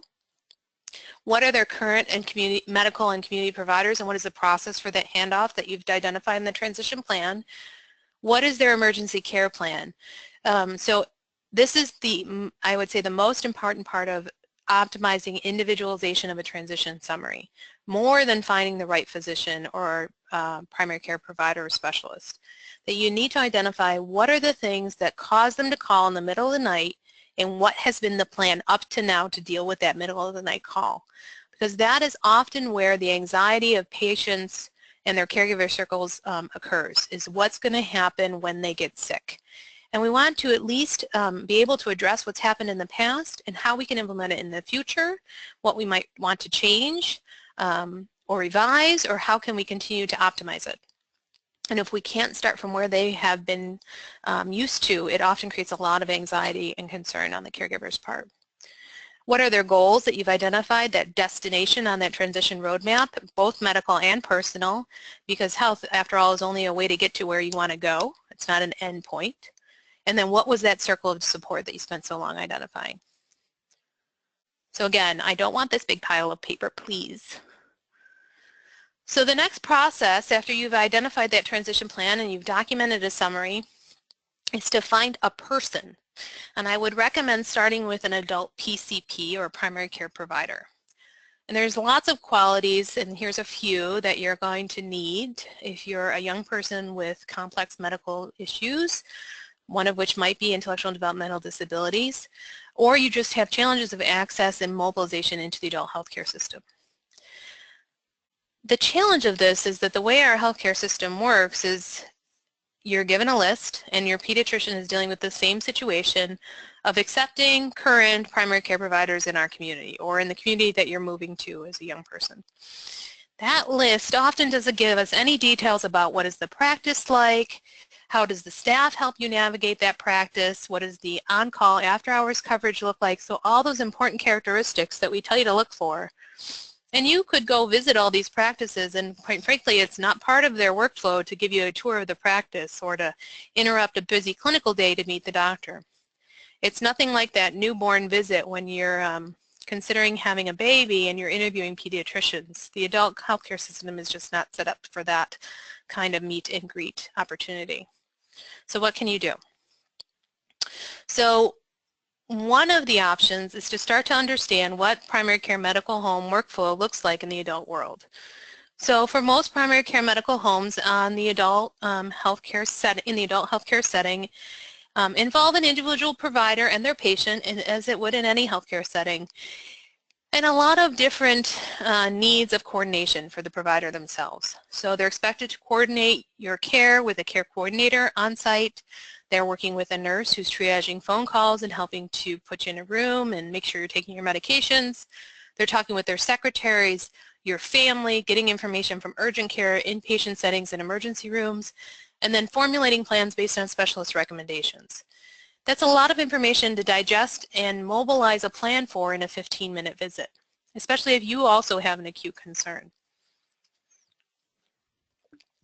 When you're a young person with intellectual or developmental disability, the information inputs to that provider become much more robust. To your benefit, the challenge is that in most primary care medical homes who care for adults, the provider takes all of those inputs and has to formulate a plan around them. So we go from kind of a circle of support to sensory overload. So it's very challenging in that traditional 15-minute visit to process all the information from all of the supports that you've gathered to support you in the community and help with your health for your provider. And that can often be overwhelming for providers and very challenging. So some of the primary care access barriers that have been identified in the literature for adults with IDD, in addition to all those health challenges we talked about earlier, are that you need more time for visits. Not so much because of the medical complexity, but because of all this sensory processing and information sharing that you have to do. There is this concern about, quote, premature aging, or in other words, that there are health conditions that you can't fix, but you just manage. That can be challenging for a provider who's used to hearing a complaint and wanting to resolve it. And it's a difficult conversation to have, that this might be something that we just need to manage. So over time, that can be hard to incorporate into that short visit. They often will cite lack of training in the condition of this young person who's transitioning into their care and the complexities of it, poor coordination between all this information sharing, challenges of consent and communication, and all of that results on less focus on prevention and the physical exam. Not because the provider has any less desire to provide amazing and quality care to you as a patient, but more because they are managing all of those other challenges. Interestingly, even though these were cited as barriers for adults with intellectual and developmental disability in the primary care setting, what the providers said when surveyed from that same study by the Center for Disease Control was that when they had the opportunity to care for an adult with intellectual and developmental disability, that they learned from the patient. And that's refreshing for a provider who's seeing 2,000 patients a year, that is managing that full panel in and out of the office, that it was an enjoyable process and they were able to learn a lot from the patient themselves. They were more likely to provide direct phone support, so instead of having their support staff call the patient or their caregiver circle back, they really wanted to be directly involved in the care, even by phone. And they were more likely to do home visits, so altering the setting in order to optimize the care for the patient and their caregiver circle. So there certainly is a balance of all of these challenges and then opportunities to optimize the setting for the patient and the provider. So another major challenge of this transition planning is the inpatient setting. And we're just going to take a minute to address this kind of elephant in the room for those who have frequent interaction with the inpatient setting. The problem or the challenge for the inpatient setting is unlike the outpatient setting where you can create a plan and identify paths to that and roadmaps along the way. When you require an inpatient setting, and often, unfortunately, seems to be around the time of transition, it's high acuity and complexity. Patients are turning over frequently, and hospital-based services are not able to learn the intricacies of care quickly enough to provide the care that patients have been used to in the pediatric setting where they've gotten to know those providers. Changes in patients' health is the rule versus the exception, and they occur quickly in adult healthcare settings in the hospital. And there's a constant stream of data that's difficult to convey in real time. The other challenge of adult healthcare in the hospital setting is that it relies on patterns. And because this population of children with chronic medical conditions, including IDD, accounts for less than 1% of the usual hospital census, it's difficult to develop a pattern because there are such individual needs for these patients. So the inpatient setting can be very challenging around this age. What I would recommend is that you develop a care plan, either with your new adult primary care provider or your pediatric providers. And a care plan should not be a dictate about this is what I need when I'm in the inpatient setting, but more a cooperative education tool about these are the issues that I frequently face and this is how they've addressed them in the past. And then for the provider side, the ability to convey what to expect in the adult inpatient setting and the thought process behind that. Because just as in the adult setting and an outpatient medical facility, these providers want to take good care of you, but they need the ability to get that information quickly and in a concise way, and they may not have the opportunity to explain exactly what's going on behind the scenes. The other important part is to know who your advocates are. So if you cannot convey that in a written document or in a concise way, be able to identify who those providers in the hospital can contact to help optimize your care. That might be a primary care provider, it might be a service coordinator, it might be a social worker in the community, it might be a parent or caregiver. Who your advocates are for the inpatient setting who know your medical needs best and how they can change and how to address them. So if all that occurs in a coordinated way, the transfer can happen and it can be completed. The idea of that transfer is that it's a warm handoff, that it's well summarized and prepared. And that really allows the provider to kind of walk into the room knowing what the patient may need, where their destination is, and to do it in a way where they have the opportunity to learn more about them as a person before they have to put out fires or address acute needs. What we're used to when we walk into that kind of new patient visit for a complex adult is that it often feels like you're on roller skates. You're coordinating multiple pieces of information, having to move quickly, feeling like you never got enough time with the patient. So that all of that work of the pediatric setting is beneficial to both you and your provider that you're going to be meeting. So despite all that work, there are a few barriers that we need to prepare for outside of the healthcare setting to transition that I just want to highlight for you today. First is the culture gap. And this may not come out in a transition planning process because your pediatrician might not be aware of the change in the culture on the adult healthcare side. And there is a huge rift between the cultures of pediatric care and adult care. Though both sides of the rift have very loving and caring physicians who are there to take care of you and empathize with your needs, the approach in pediatric care is to maintain health. Most kids are born and thrive with health that we take for granted. They reach developmental milestones and we're there to maintain and anticipate the next stage in that development.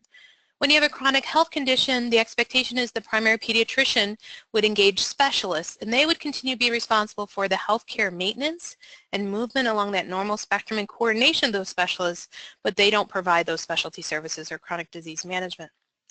In the adult healthcare setting, the rule is that most adult providers care for a majority of patients who are over the age of 50 and tend to re-enter adult healthcare when they have a chronic complaint or condition. And it's the job of the primary care provider to directly manage that chronic condition. The model is based on management of chronic illness, not management of wellness, to benefit or deficit of the adult population in the United States. But needless to say, that's how the model is set up. So it's a little bit different. Specialists do get engaged and make recommendations, but it's the primary care provider who really carry out that plan, modify it, and then reach back into specialty services when they're needed. So they become the point person of decision making in your healthcare versus it being a community of providers. So often there's these barriers of perception as a part of this culture gap. Pediatricians are concerned because they feel like it's safe where they are. This is a known community, and out there in the adult world is unknown, so it's easier to keep you here and keep you safe.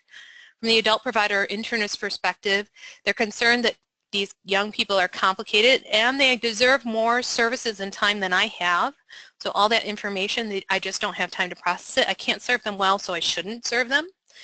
And really from the patient's perspective, there's never a right time. And that concern about uncertainty of change, as in anything in a young person's life, makes it very scary. In addition, kids are a round peg in a square hole if they have a chronic condition. It's not the norm in pediatric care, and it's not the norm in the adult healthcare setting. They reach a normal developmental stage of feeling invincible. It's very concrete, and it's thinking about today when most of their chronic disease management is worried about the next 10 years and not the ramifications of missing a medication today. At this age, they often have broad and shifting circles of support as their siblings maybe move out of the house, or elderly relatives pass away, or turnover in service providers. There's changing supports in the community and resources as they move into the adult systems in the community. They're thinking about medicine from a new perspective, thinking more about goals, and they're taking risks.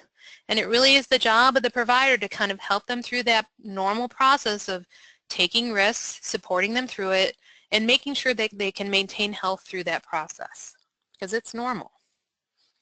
The other major challenge of this age group is health insurance. So about a third of 19 to 21-year-olds in 2008 reported that they had no insurance. Now this has improved with the Affordable Care Act significantly. It's been a huge success for this population with chronic illnesses of childhood. At that time, about 62% reported a gap in insurance during that critical 3-year period when there's a high rate of medical challenges because of transition. And the healthcare system in general is very complicated. So even with the onset of the Affordable Care Act, the New York State Health Exchange and how to navigate it and how to apply for those insurances and what happens if you get that letter saying your health insurance is lapsed is very complicated and hard to understand. Having resources to deal with health insurance around this time is critical.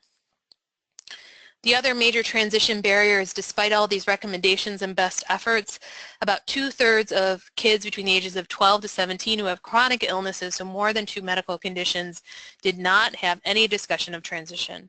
And really the bar for this was, did your doctor talk to you about moving into the adult healthcare system? So that one simple approach had not occurred in about 2/3 of kids. So that's a major issue. So we clearly have more work to do. So now that we've talked about kind of the ideal transition process, you're still moving into an adult healthcare system that's undergoing a lot of renovation. So we're not only in the community and through services with organizations that you've heard about earlier this morning, like OPWDD, but in the healthcare system and payment models within that itself. So the system is under constant innovation and renovation, and it has a huge opportunity to change and be more directed toward patient-centered care. So in response to that, and as a consequence of this sort of chaos of healthcare renovation, we've had the opportunity to formulate the Complex Care Center. And the goal of the Complex Care Center is to take all of that chaos and turn it into an opportunity to continue to support health, to move you through the process of aging and reaching those destinations that you've identified as important to you. We opened on March 21st for full primary care services. We're staffed with MedPeace providers, and I'll talk to you a little bit more about us. And in addition, by mid-May, we will incorporate care management, dental services, nutrition support, respiratory therapy, physical therapy, occupational therapy, and behavioral health services. After early July, we will be available for consultation by phone and through our electronic medical record, as well as in the hospital, to come see you where you need the service and when you need it. The Complex Care Center is located at 905 Culver Road, near East Main and near East High School.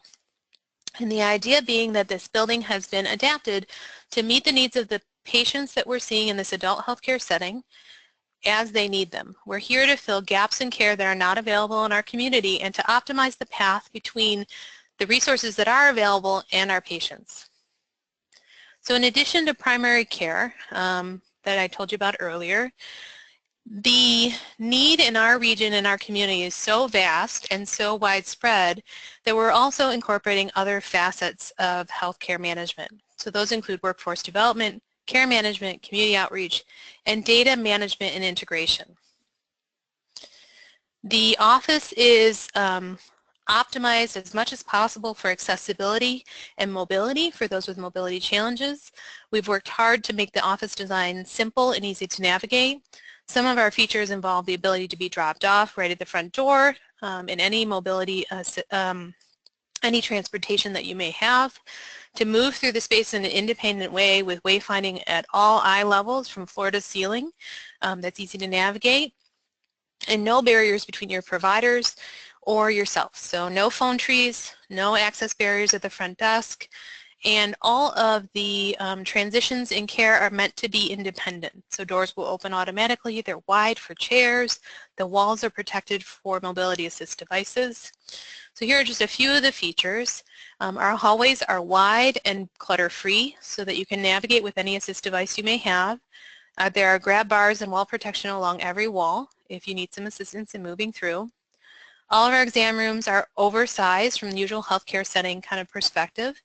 And we designed the rooms in order to accommodate and be flexible. So our computers allow us to be able to face you and talk to you during our interviews. All of the tables allow adjustment and they go up and down and they're automatic. Our dental services on site include everything from imaging and x-ray, making dentures, pretty much short of oral surgery. We can also provide sedation services on site. And the design of the clinic is meant to be sensory neutral, or as limited in sensory stimulation as possible in a healthcare setting. So we've worked very hard to minimize sound transmission, to limit overstimulation from light and outside environments, while maintaining a comfortable, soothing atmosphere. So our primary care home incorporates a team that's really meant to capture all the patient needs at the time of the visit. So our primary care providers are med-peds, so like myself, they're trained in internal medicine and pediatrics. So we have a lot of expertise on what happens on both sides of the coin. We're part of both cultures. We also have additional expertise in intellectual and developmental disabilities and are comfortable navigating those communication systems and caregiver supports.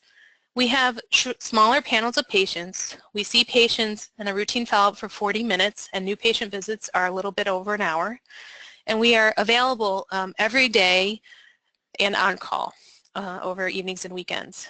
The goal of this longer visit and more time outside the visit to interact with our patients is that we can be more engaged in care plans and circles of supports, so that you can really access your provider as you're formulating decisions and have concerns about your health that are outside of the visit to keep you healthy.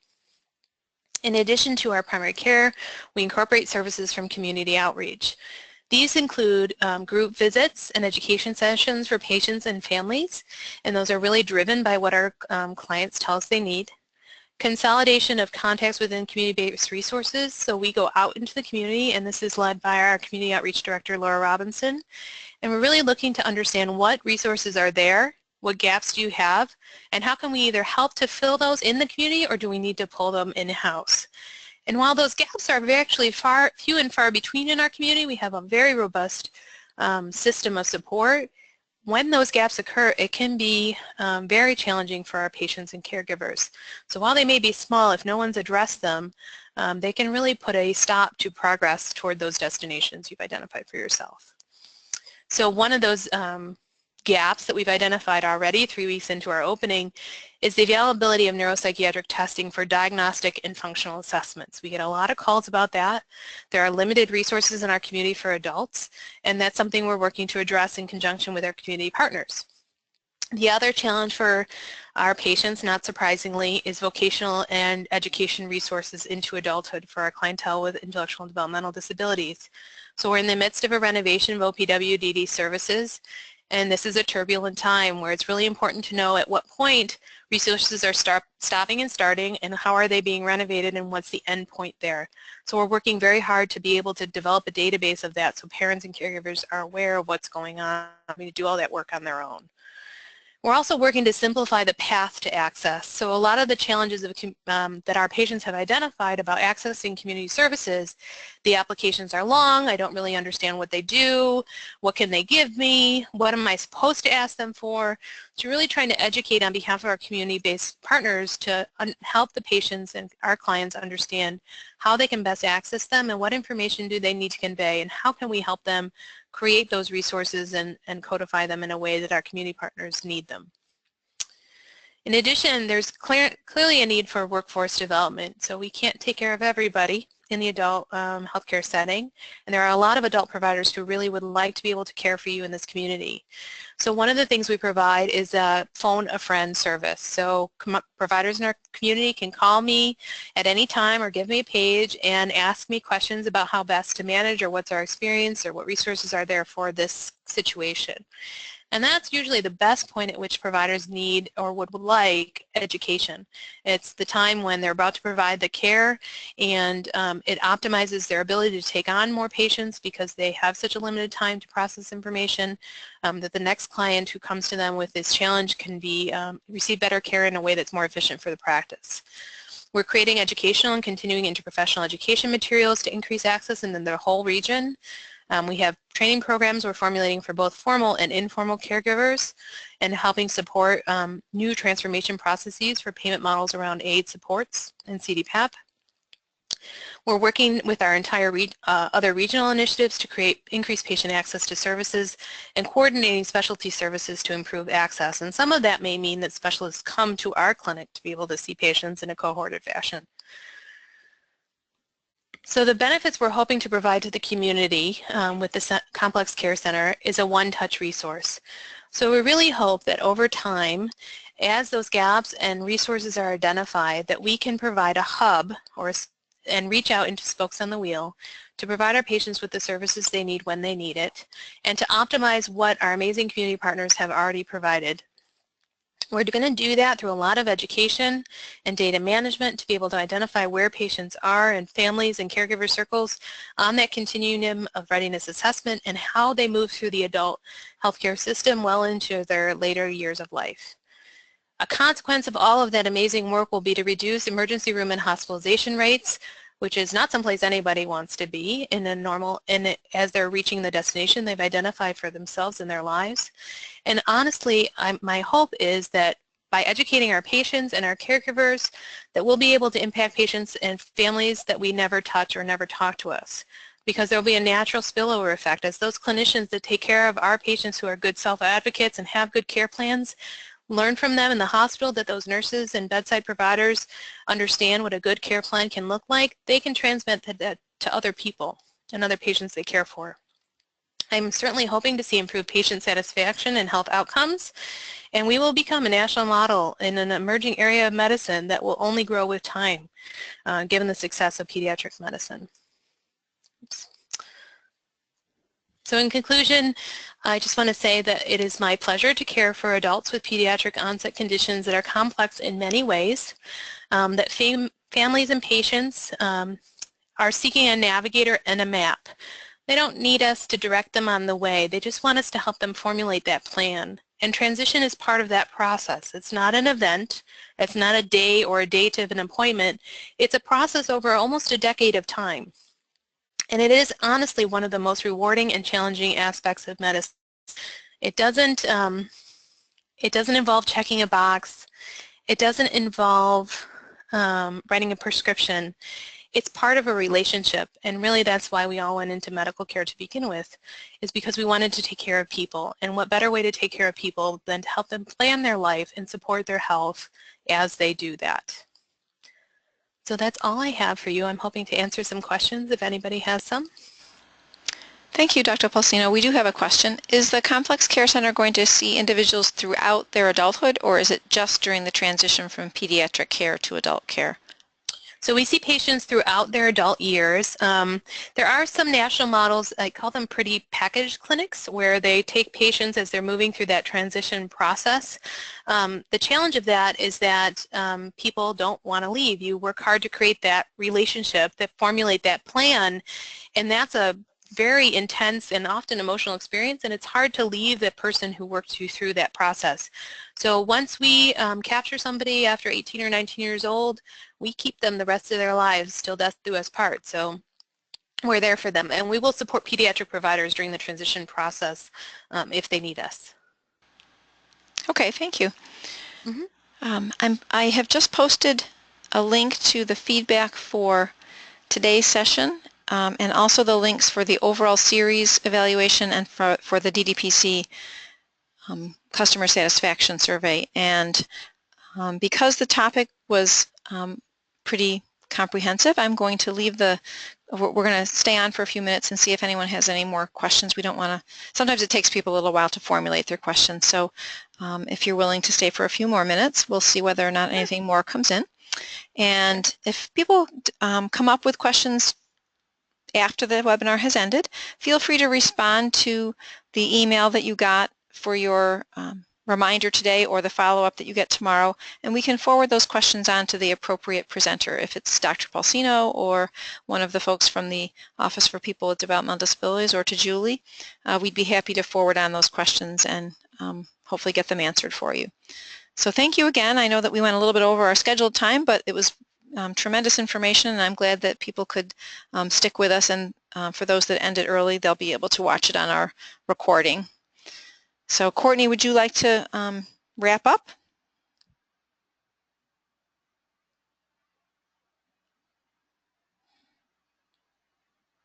Perhaps Courtney's not at her desk, or maybe she's on mute.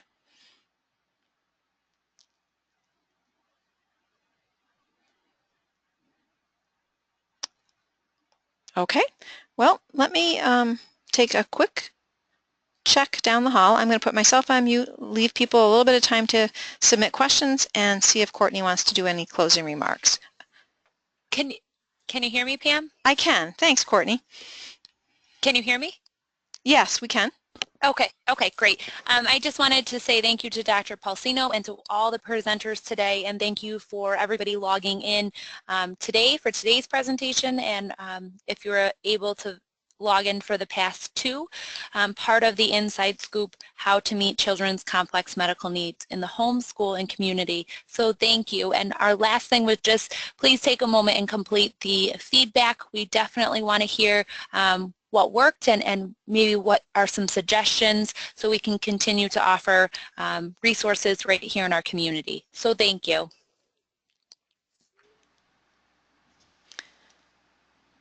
Thanks, Courtney.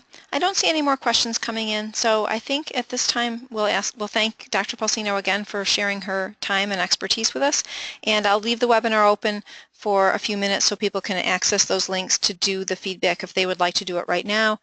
Also, you'll be getting an email tomorrow that has links to these same surveys. So thanks again for joining us, and have a great day.